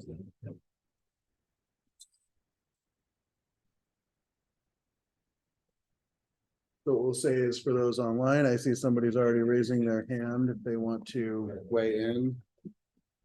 And folks here, if you can come up and just state your name, your address before you make your comment. Yeah, sure. I mean, not really, but. Thank you for your support. Dave Feller. First of all, I want to just thank Rob and the rest of the board in that presentation. It was very clear and succinct, and appreciate that. A question and there's already been a lot of discussion on the special education transportation. That's going up $295,000. Two questions related to that. Number one, how many students are there? And number two, what is the total transportation for special education? I'm concerned with answering the number. Yeah, You know, identifier. What was So the while second? you're looking that up, I'll go on to the next question if you I want. don't think he can hear you, Oh, Mike. you wanna speak to it? I didn't, I think, Can you hear me better now or? They're answering the number because Yeah. it's an identifier. right. Right. Yeah, so we can certainly get the number for you in terms of the amount of that transportation line, but in terms of number of students, that probably falls into a zone that we're very uncomfortable talking about. Because this is a small place and people drive through town and see the same special ed scenario. We just don't want to do that. So Okay, understand that. does that make sense, Dave? Yep. But I'll get to the overall number. Okay, second question is, or comments are related to the same topic that I try to discuss every year. And that's the health insurance, which is the biggest driver, which represents 42% of the increase in the budget this year. First thing, did I hear you correctly where you said the claims ratio was 140%? That's correct. Okay, so that's crazy that we even have coverage with that number one. Number two, and I want to have full transparency here to let you know that my wife works in the district and I am on the health insurance of the school. But there's the strength in numbers philosophy in health insurance that the insurers tried to incentivize people years and years ago about getting more people in your plan, and the numbers drove a way of driving down your overall cost because the cost of each plan became less if your numbers went up. And that was representative of how they came up with their premiums for two person and their premiums for family. And that drove the numbers up. The philosophy today, at least in the in general industry, is exactly the opposite of that, is to drive your numbers down and not up, because the incentives are no longer there through the insurance companies to limit increases. So a lot of the companies and a lot of New Hampshire companies have gone to a totally different philosophy that said, we're going to offer insurance and we're going to give you the same insurance rates. But if you have an option to get insurance somewhere else, we will not cover anybody else in your family if they can get health insurance elsewhere. So if I'm on a family plan and I through my employer to get health insurance, I'm required to get health insurance through my employer, and the teacher or support staff or whatever can get it through the school. And I seriously think that the board should look into that as a possibility, because you're not taking anything away from a benefit from the employee. You're still giving it to them, and it will significantly reduce and be able to control your healthcare costs going forward. The second thing is that your claims ratio is what drives your cost. Okay, no one's going to get good benefits, good renewal premiums with 140% claims ratio. But how do you drive your claims ratio down? You make your people good consumers. And when people are paying a very small percentage of their premium and very small out-of-pocket costs going forward, they are not good consumers. And until we match the cost with the benefit that they're getting and make the employees good consumers, the escalation in our healthcare costs will continue to increase. And we have been talking about healthcare being the number one or number two cost driver in the school budget for at least the past 10 to 15 years that I can remember. So I just hope you take these comments positively. And hopefully down the road, we can figure out how to make everybody that's on the plans good consumers. Thank you. Dave, can I just comment back just a little bit, because I think it's important information. I agree with you, the use of healthcare as it relates to people's co-pays and whatnot is a critical factor.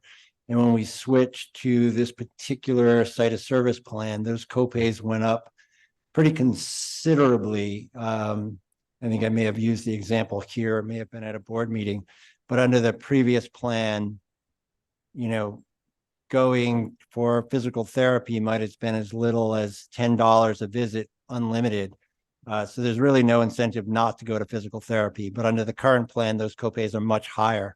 So, but I take your point, and again, you know, the next contract negotiation will be a critical thing for, you know, how we're gonna keep these numbers in check a little bit. So, and I'd like to have a conversation with you offline about your first point about, I think I need a little bit more background between your employer versus our employer and how to make that all work, but sounds like That'd be coffee great. to me.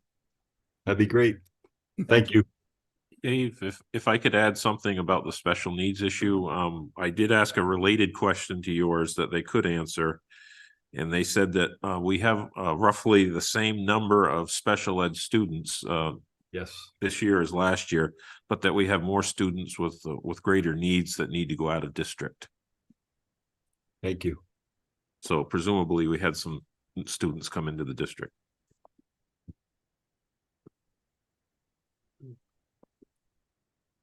Other comments? Thank you, Dave.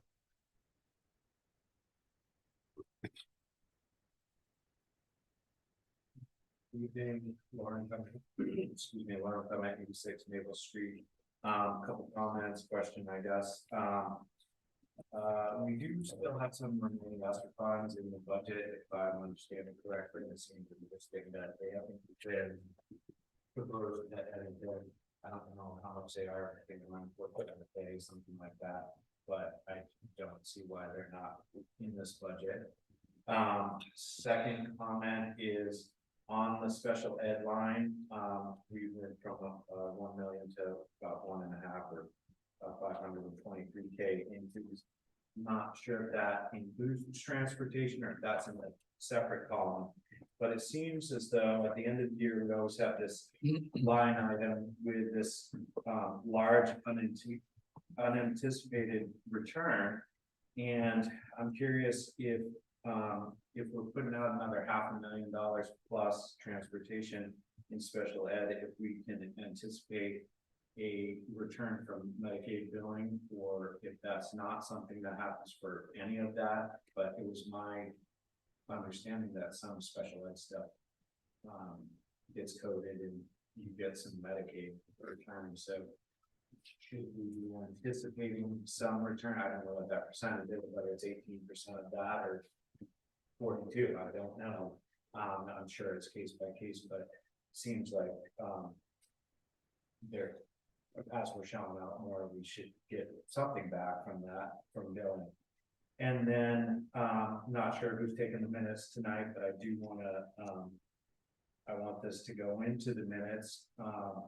In 2020 and 2021, the operating budget was $20,088,995. This 24-25 proposed budget is $26,600,686. That's 4 years later, for a grand total of $6,511,691 for 4 years of operating the same schools with approximately the same kids.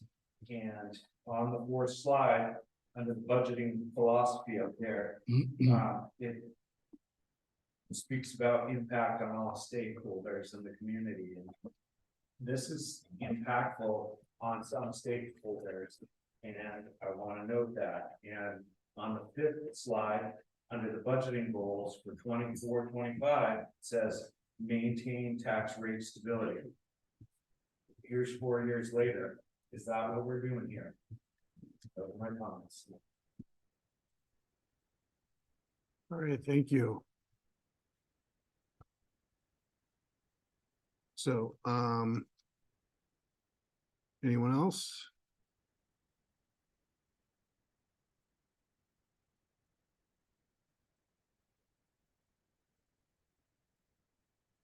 Anyone online, you can just raise your hand.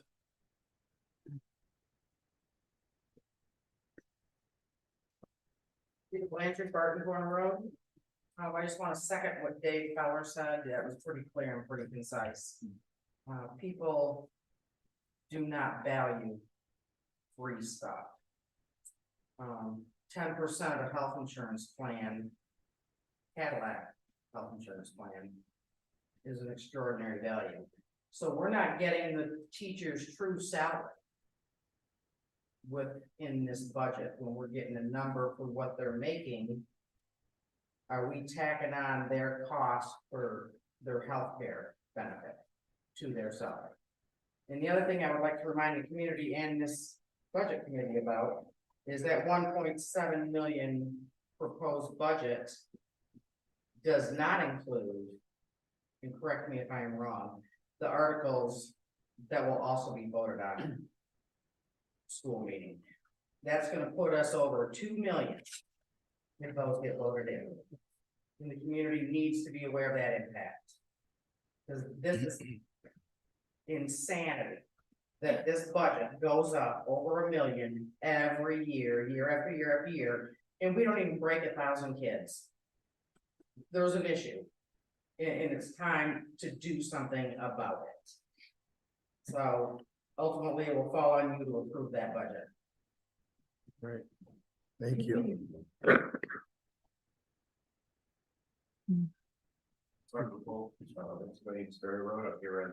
Resident, I think it's a great job of the presentation by the school board member. There's just one thing about the health insurance I want to remind the budget committee. When we look for immediate savings, we all vote yes, right? Remember, Rob had made a comment in past our board meetings about that when they changed to 100%, there was immediate savings to the budget. And now with that change, we're seeing, I'm not gonna say consequences, I'm just saying that in every budget, every vote, there's things that happen. And at that moment, when the town voted to support 100%, we're seeing what happened then. So through each negotiation, things happen, but I just want to remind, it's a good point that he made, that at that given moment, the town supported that 100%.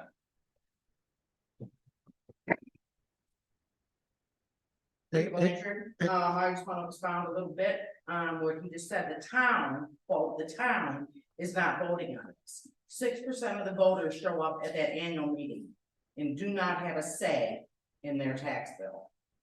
And that's why SB2 shows up on the town and the school meeting, because families that have to work, families that are disabled, people that are deployed, they don't get a say. So it ultimately is a hard task for this board to draw a line in the sand and say, knock it off. All right. May I make a follow-up comment? Sure. I certainly appreciate the comments that were made about the cost of healthcare, and I think that everyone is frustrated by the rising costs and their effects on budget. Speaking for myself, I would caution us all to be a little careful around taking actions to disincentivize people to use healthcare services. Long term, it's not economical for folks to put off medical issues because they don't want to pay the bill when they go to the doctor. And while I appreciate that there's cost sharing and this has a special emotional impact because the taxpayers in this case are paying the bill, ultimately, our teachers are folks with families as well. And I think that there is a consideration to be made around making sure that the health benefits that we offer provide accommodations for people to get the medical care they need while still being prudent of costs. And I say that in part because I grew up in a family that struggled to pay for medical costs. And so it's deeply personal to me that folks are not making trade-offs with their healthcare and feeling like they can't go to the doctor if they need to. Thank you. Just a point of clarification in our contract, historically, if you went back 20 years, most people were on a Blue Cross Blue Shield Comp 100 plan. In the most recent contracts, it is a site of service plan. There are more premium plans available to employees, but if they choose those plans, then they pay the total difference between them. So the cost share, whether it's 90%, 10 or 93.7, and that's trending down in the most recent contract. Site of service in terms of its tiers, there's still that Blue Cross Blue Shield 100, then there's another tier, and then there's site of service. But if you would like a higher tier, then that's a decision you can make as a family or as an individual, but you pay the total cost of that. I have a question. And forgive the tangential nature of it to the budget. Is there a person at the SAU whose job it is to communicate how to be a good healthcare consumer? Yes. Who's that person? So again, I'll just speak historically, but both Michelle Clark and Lori Nato, no relationship, work with the staff about using their benefits in a mindful way, in making those healthcare decisions about which plans are best for them. So yeah, that's part of the HR responsibilities that are there. Mhm. And yes.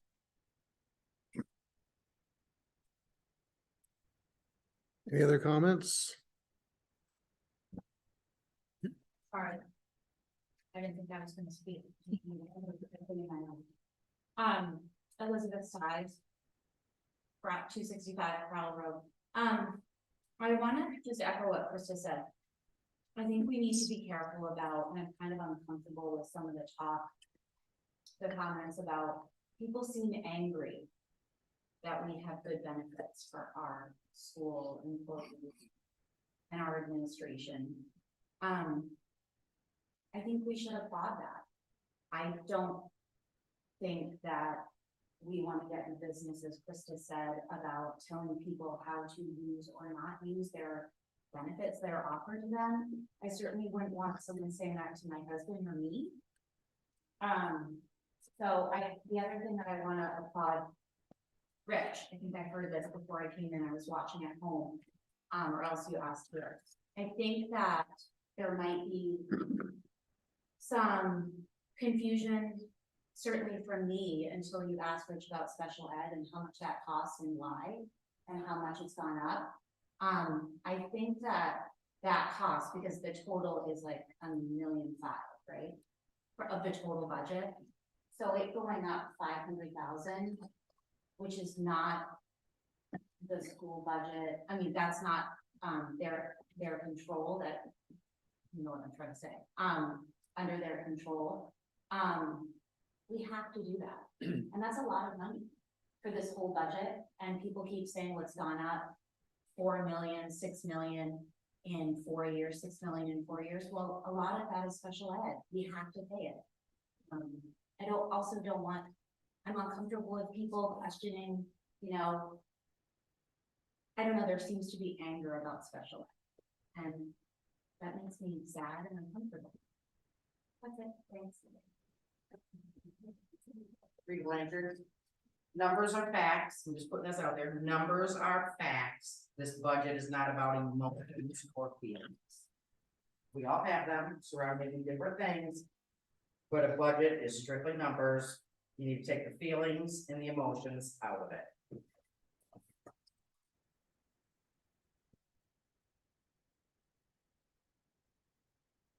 Well, I'm gonna do 6 Maple Street. I understand your point, Krista, totally about healthcare. I guess I'm an advocate for the underdog people in this community who are maybe elderly and get a tax bill that is much more than it is the previous year.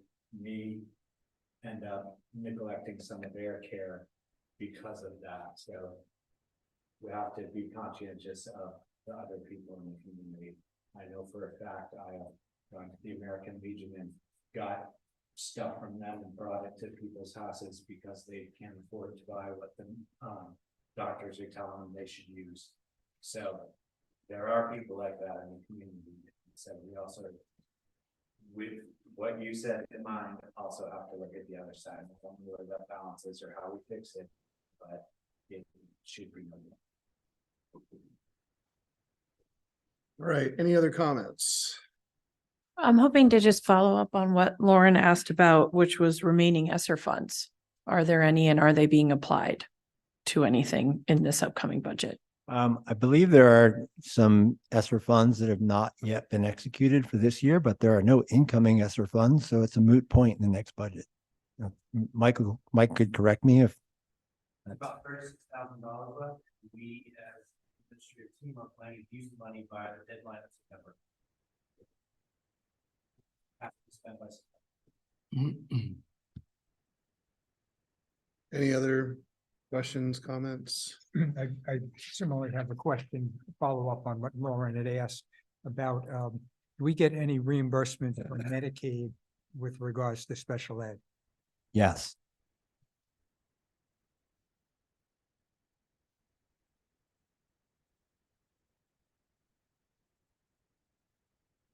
So then I guess that makes me ask about that slide then. So when we talk about the 100. Well, I think I know the question you're coming. I Yeah. can be how's so that- bold. Is that baked in? or- So in terms of, tuition costs, so I don't know the answer to if there is Medicaid reimbursement for an outplacement. I can get you that answer.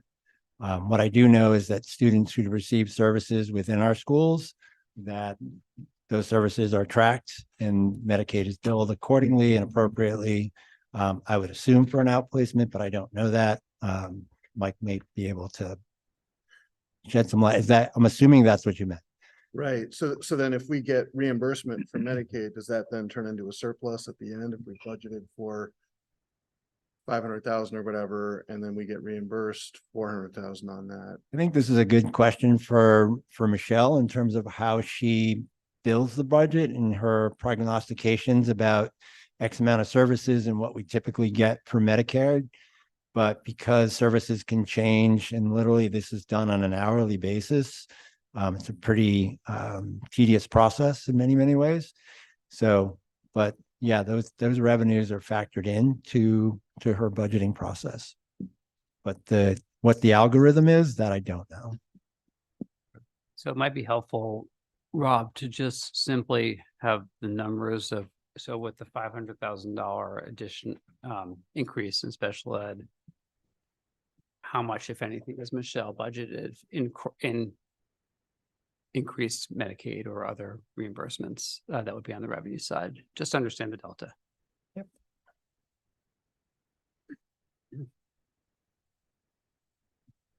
All right. Other questions, comments?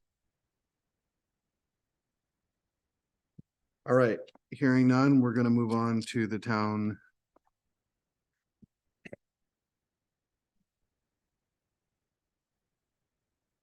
I don't know if we should do discussion of this, or I guess we'll move on to the town. And see where people were at. We put it all together. So we had a great presentation on the town budget. Ken, you have further information for us? I don't have any updates on numbers. Audience. Our actuals for 2023 are not yet finalized. Potentially in 2 weeks, I'll have some better numbers. Whether that has any impact on the fund balance or not, I don't know at this point. We are also recognizing that this is upcoming years for revaluation. We're considering increasing the elderly and disabled exemptions. But other than that, I didn't have anything prepared. Okay, and nor do you need to, but I guess we were all taking a little time to digest the town budget, so I didn't know if there was, if we wanted some space to have some further discussion of that before we move on to the precincts. I had a few just questions for clarification, if that's acceptable. Okay. We're all friends here, Debbie. Okay, thank you. So the first thing I just was wondering, if you could please explain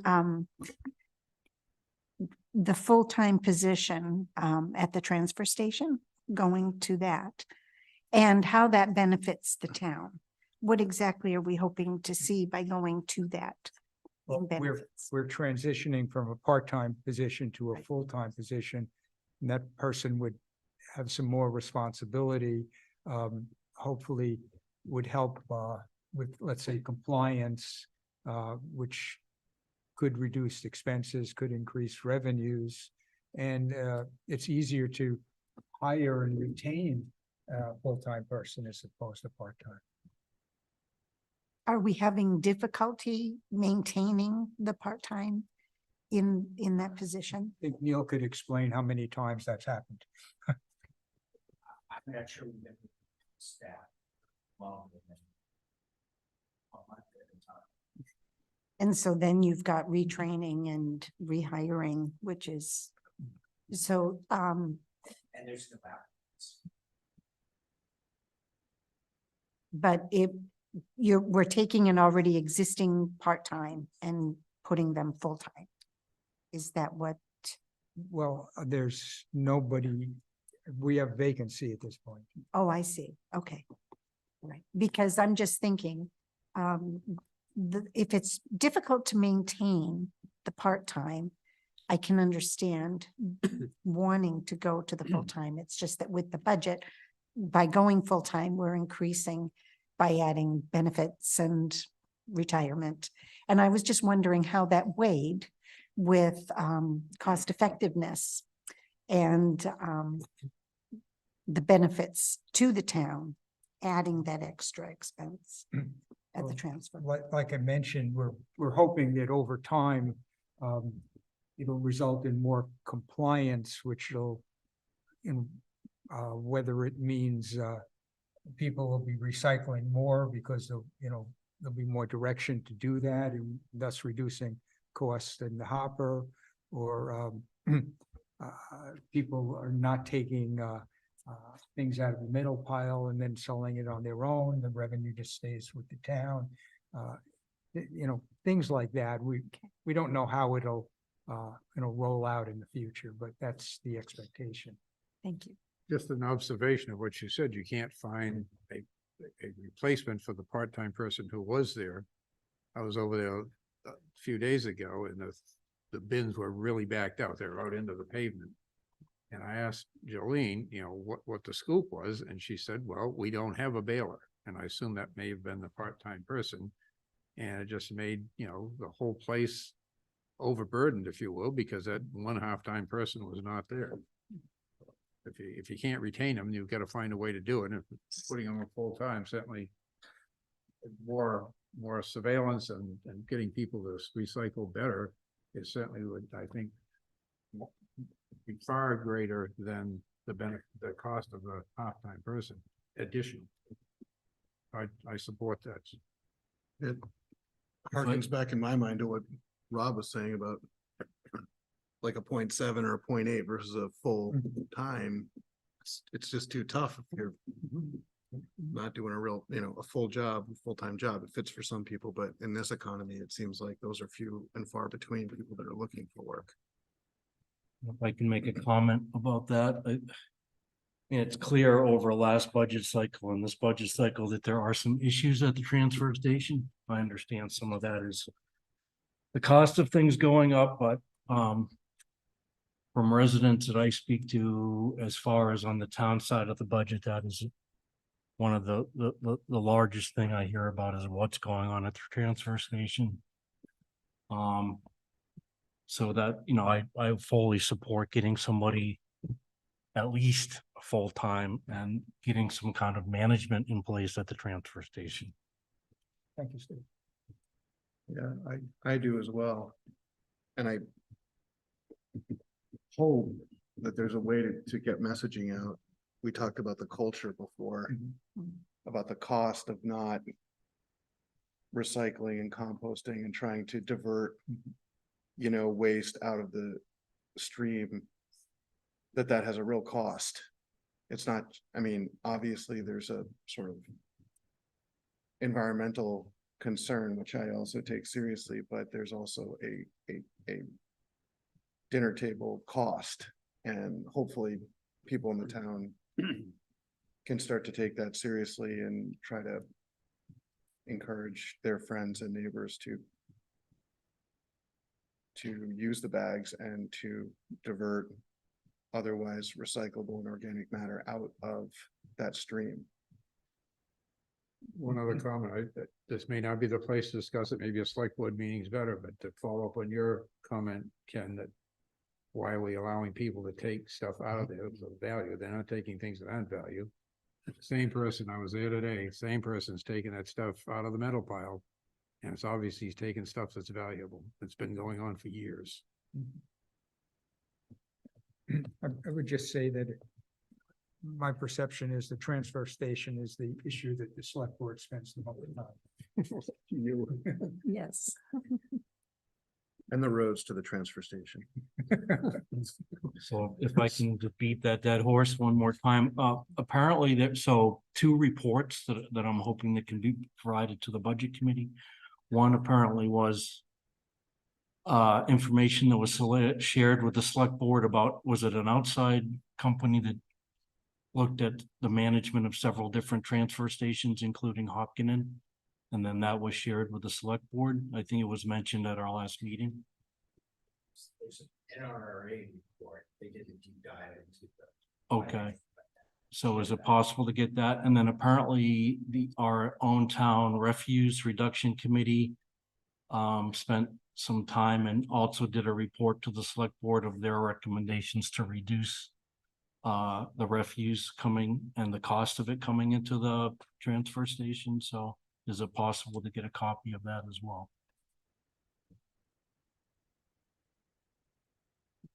Did that Do that. Okay, if you could send the link then, or the whatever information you can provide on that. Is it the minutes from the last select board meeting? Yeah, this was. Yeah, okay, Last 7 weeks. fair enough. Because I think if you're gonna look at that report, we need to look at all the numbers. Okay. Because it wasn't. I think the select board determined it wasn't. So we need the full story. Sure, that's exactly what I'm looking for. Yes. As fun as it is to talk about the transfer station, ask a different question. Ken, is there does the town have something comparable to the Hopkinton Schools Foundation for the town? That would be neat. No, we had, say with the Kimball Cabins, that committee did raise money independently. But the answer is no. Okay, thanks. Yeah, and so I just crossed my mind. I was so struck in the town budget around the capital expenditures, 31.5% increase, all well explained and justified for what they were. And it's a lot to swallow, right? So I think both boards have done a really good job developing and explaining their budgets, and it's still a lot for people to absorb, the dollars and cents of it. And there are things in there in those capital expenditures that just strike me as things that, like the Hopkinton Schools Foundation helps fund stuff in schools. So the Hopkinton Schools Foundation funds things that we would not be able to provide within our operating budget. Or I'll give an example. So the science department was in need of new microscopes, and we would have bought the $100 version of the microscopes, but the Hopkinton Schools Foundation contributed funds to allow them to buy much saucier microscopes that allows them to do a whole different level of science. So that's, it's above and beyond what we would be able to do. And we're very thankful for them. Yeah. I wonder if the select board has discussed or would consider discussing this, and the two things that popped out to me as things that I could imagine some generous members of the community, being willing to support are the Georges Park bathrooms. I personally would contribute to that, having used those bathrooms over the years. And the town hall, the town hall, because it's so important to our community. And so it just strikes me that there may be some things that generous people would be willing to contribute to that might offset some of those one-off costs. They're excellent suggestion. We've also done some things like that with the skate park in past years. And when we've talked about what to do with George's Park, if there was a major renovation of the park, yes, part of it would have to be funded. There's absolutely no reason why there's not a Lynch track and field in George Park, but it's a question of somebody going and asking the question. So it's a great idea, Mark. It's something that probably should have been visited a long time ago. There has been discussion, especially around the track.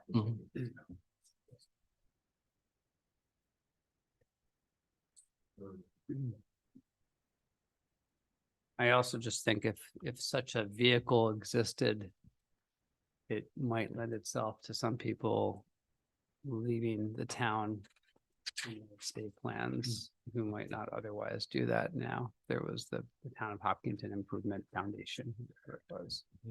It also lends itself to recurring annual donations. Hopkinton and Hinsdale both start with H.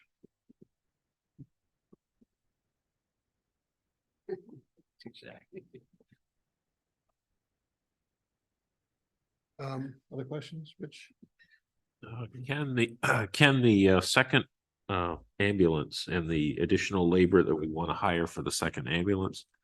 I was wondering, what are we doing now that you may feel is insufficient that we need to hire extra help? Well, as I understand it, when there's a second call that we can't service, it goes to the regional dispatch system, whatever that's called. And the concern is that takes more time to get to my house or your house or whatever, which could be a life-saving issue. And also the potential bill for the service. Right. And this revenue loss that would be billed to others. Right. And how long has this situation been going on? That we haven't had enough labor for the second ambulance? I would have to assume it's been that way, period. I think it's progressively gotten worse.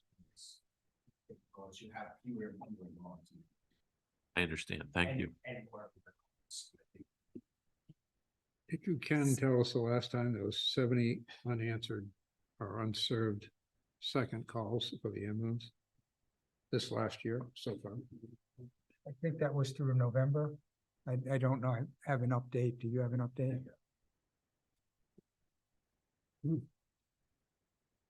So I guess along that same lines, my understanding from a friend of mine on the Warner Budget Committee is that we negotiate our ambulance agreement with them annually. So ongoing contract. Long. Chase them. Okay, so how, if we're absorbing the cost of another EMT, is that something where we go back to the town of Warner and say, guess what? Here's your percentage.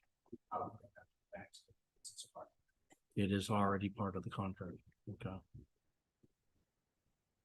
And so how long is the contract?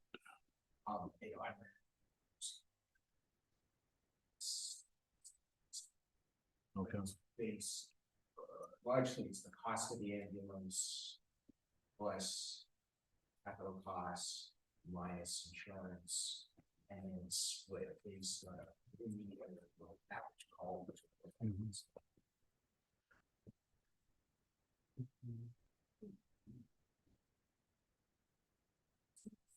Other questions? I have one. Debbie? Just, Ken, just a quick question about, we're replacing the two old vehicles in the fire department with one new one, right? And so I guess the only question I had on that was, were the two older ones being used and going to just the one new one that makes sense, but is that going to lessen the amount of capability for providing service? Because we had two, which could do. I think, at least part of the problem with the two older vehicles is. I'm sorry, they're- Ken, hang on a sec. Folks. Let's just keep it down. This is going out. We have people listening. We just don't want the cross contamination of sound. Okay. Thank you. And Deb, I think part of it is that with the two old vehicles is the issue of, replacing parts. It's, let's say, very difficult to replace parts. So the reliability of those two was at times in question, certainly. I believe the one is larger than the others in capacity, or at least one of them.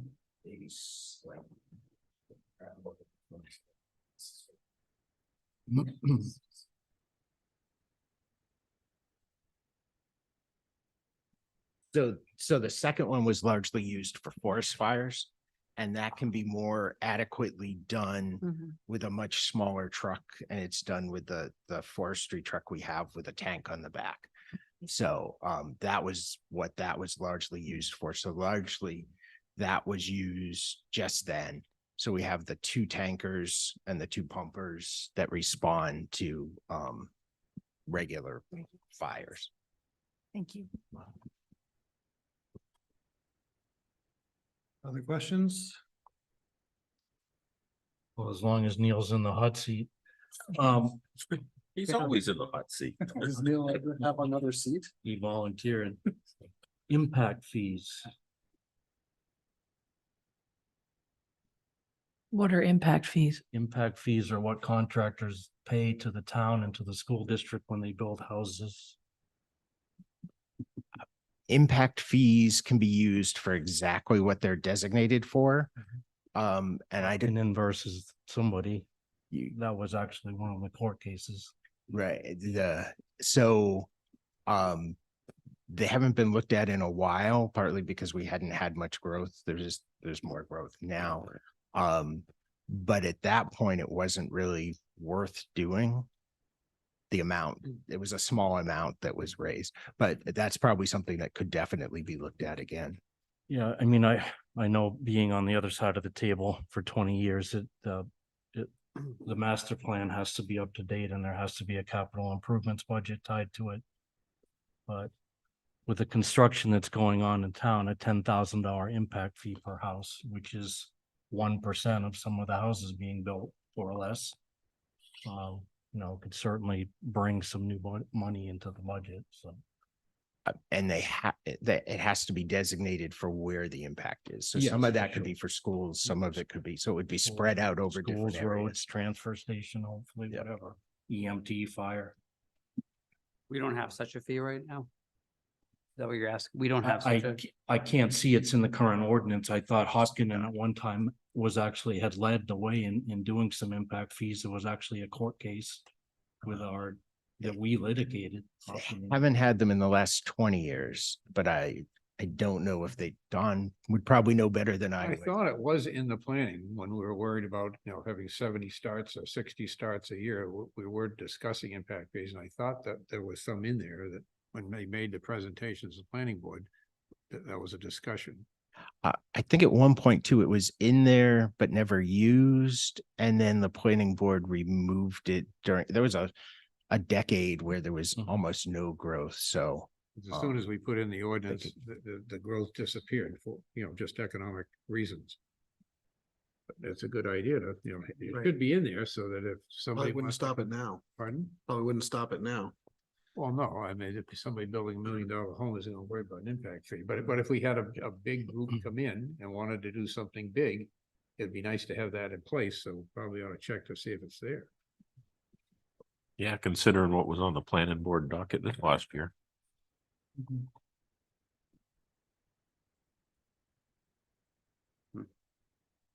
Other questions, comments? If not, we could go on to the precincts. Start with I Doug. have nothing new to offer from since last meeting. Fair enough. Vicky? You going to pass it down? Here, I'll keep it extra for myself. I think we have spares.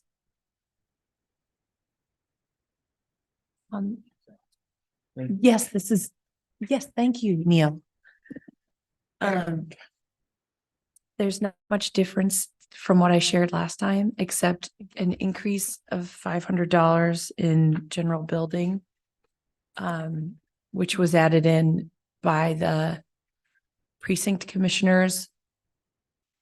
Because the old firehouse roof has a small leak and we wanted to keep our building funding available in case something else happens. So they increased the line item by $500 to hopefully fix the roof at the old timey firehouse 2 doors down from the Cracker Barrel. So anyway, this is now 6.2% year over year. The actual numbers for 2023, the budget's 28,737, and the 2024 proposed budget is 30,530. Which, if my math is right, is 3 cents per thousand increase from 46 to 49. And somebody asked, have we ever looked into changing to water meters? Which I asked, and I guess we did. And we talked about it with Eversource, and they quoted us at $1,000 a household to put in the meters, which would be passed on to the users of the water system. And at that point, I guess the water board decided that that was not a good idea. But it has been looked into and it is a possibility. It just has a front-loaded cost associated with it. Eversource, the electric company. Oh, not Eversource, excuse me. It's like, No, excuse me, the water service people, not Pennachuck, we have a different one. But excuse me, what are they called? The water system operator, excuse me. That was their quote. Oh, okay. Sorry, not Eversource. The word meter got me into my electricity amount.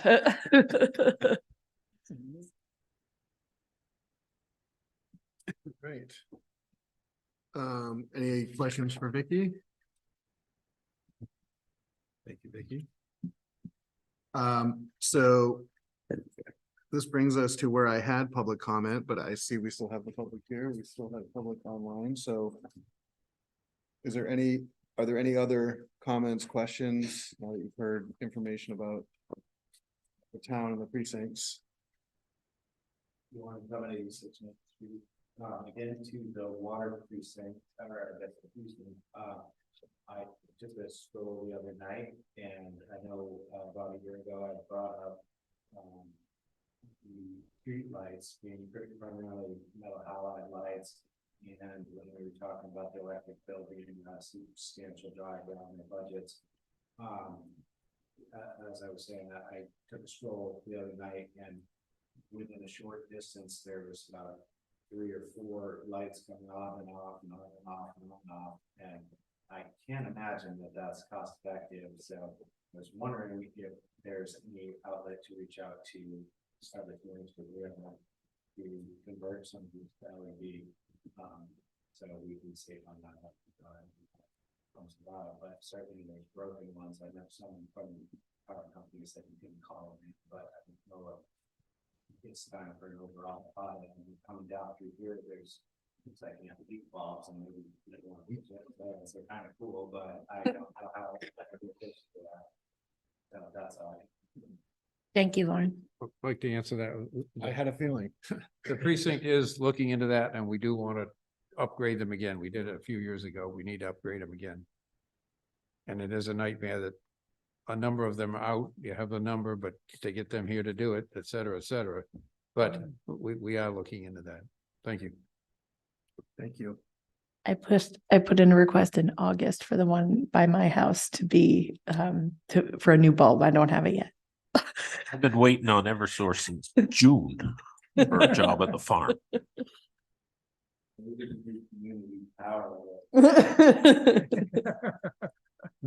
Our meeting tomorrow night.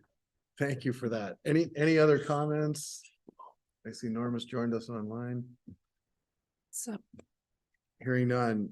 So this brings me to any other business, and I think the first thing that I want to do is just kind of see where people are at on the information that we have on these budgets. Generally, I don't know if that's premature, as we just saw the presentation from the school, but I just at least want to open it up for conversation just to see how people are feeling. I can say for myself, I'm certainly mindful of the increases we're talking about, both from the town and the school. But I haven't seen things that I particularly feel like that I would I can't see a better way through myself. But my mind is certainly open and my ears are as well if other people have thoughts.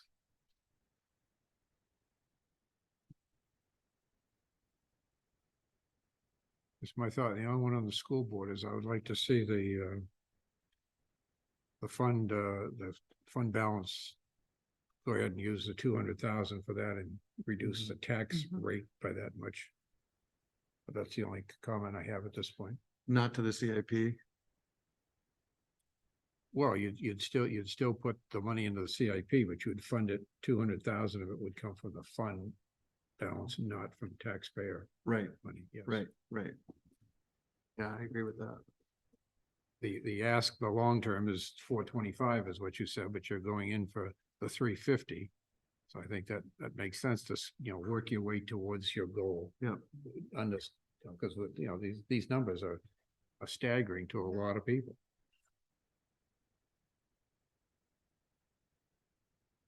Other thoughts? Anything else anybody else wants to share right now?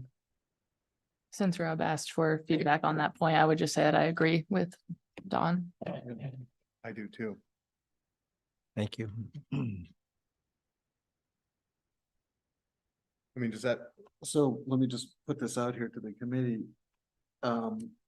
Is that something that we think we should vote on to take back, or can we just weigh in? You want to just get a sense of the committee vote so that Rob can take it back and be comfortable with that? Yeah, Yeah, I think I don't know because I'm new to this, but I would say a consensus, and then when we bring the warrant back for, I kind of, what's the calendar for actually voting on various budgets and warrant articles, but if I can bring back a consensus of what the budget committee would like, that's very helpful. Or advises, I should say. Likes is probably the wrong word. so do we want to, so Don, do we want to tie that to Article 5 to our recommendation in terms of funding Article 5, or? Sure. And he's just asking for a consensus, so I don't, so I think you need a motion. Right. So then I guess we weighed in. Does anybody else want to weigh in? Contrary to using 200 toward funding it? This is for the CIP. Yeah, the Article 5, yep, CIP. Anybody take a different view?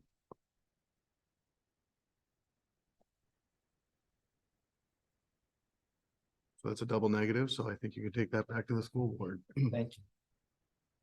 As a consensus. Is there anything else that we can do to help in terms of information to come back? I think I'm in a pretty good place. I guess for me, I'm just curious about timeline and what happens next when we have when would the budget committee be making their votes, and when would the public hearing be, just so we can plan. The one thing you didn't see tonight was the budget bulletin. So Michelle's 60-page, very thorough. It's got information from the audit, etc.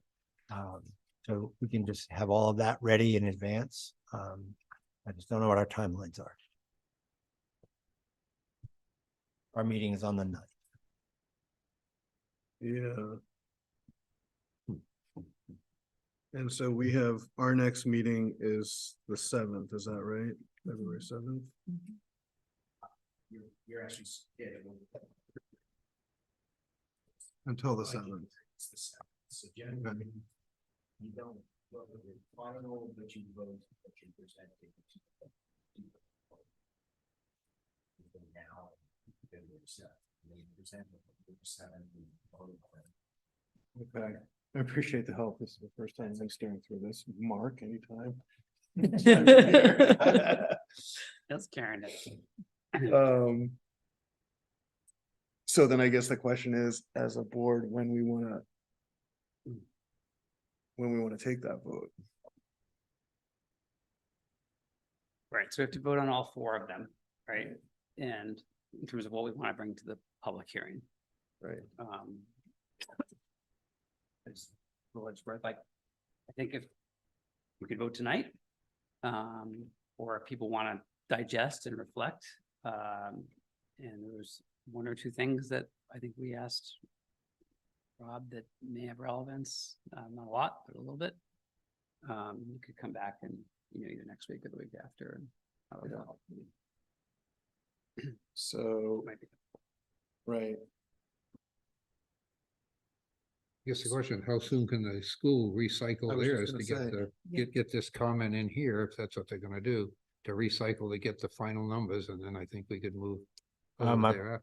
I'm pretty sure I can get all of the questions that were asked about electricity, Medicaid. I think those were the 2 primary ones, and then reconfiguring the presentation a little bit. That's all pretty quick.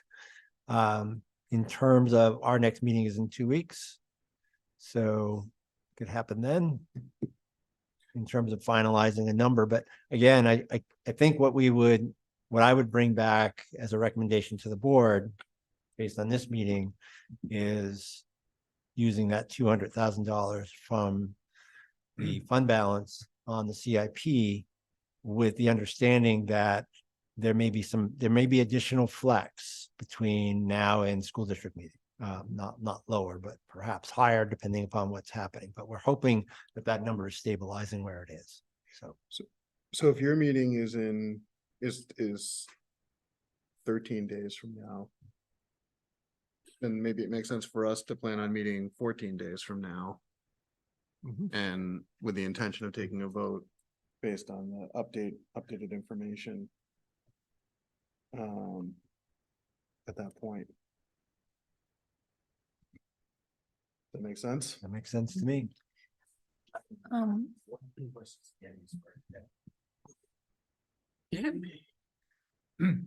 When's the primary? The day before that. Yes. Okay. And Rob, would we be getting the hard copy budgets then before that? Or you just mentioned it, I wasn't sure what the outcome The was. budget bulletin. Yeah, the big. I could certainly, I'm pretty sure we could pull that off. Okay. Yep. And if people want paper copies again, I'm happy to do that. Okay. Paper's good. Good. Much But- better. But just, to me, just the summary one would be good.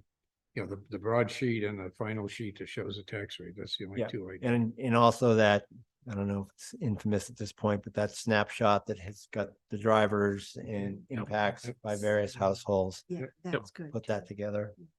So can we just clarify for me? So we're gonna vote and then there's a public hearing.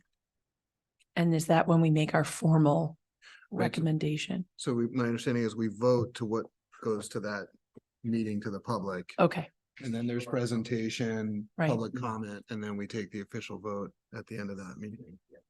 Look at me. nice. Rocking Got this. it. so maybe in 2 weeks, we take votes. We take votes. And those are preliminary votes, that's all. Things can change. All right, it sounds like we have a plan. Is there other business to come before the board tonight? Anybody have anything else they want to bring up?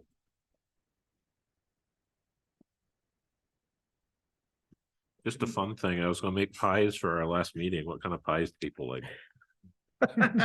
Oh, I love the baking. Apple, blueberry? Apple. Blueberry, Blueberry. cherry, or chocolate cream. I'll give So you a lot of choices. Yes. All of the above. Chocolate cream. All right, I'll make a blueberry and an apple. if That's okay. That sounds very nice. So I'd we're make a meeting good chocolate pie. 24th? Was that established? Next meeting, the 24th. Yes. All right, then I think And it's Debbie's birthday, so it'll be perfect. any other business We kind of ignored. besides that Debbie's most of the birthday? time. Hearing none. Does anybody want to? Move we adjourn. Sounds good. to me. Second. All in favor? I. I. All opposed?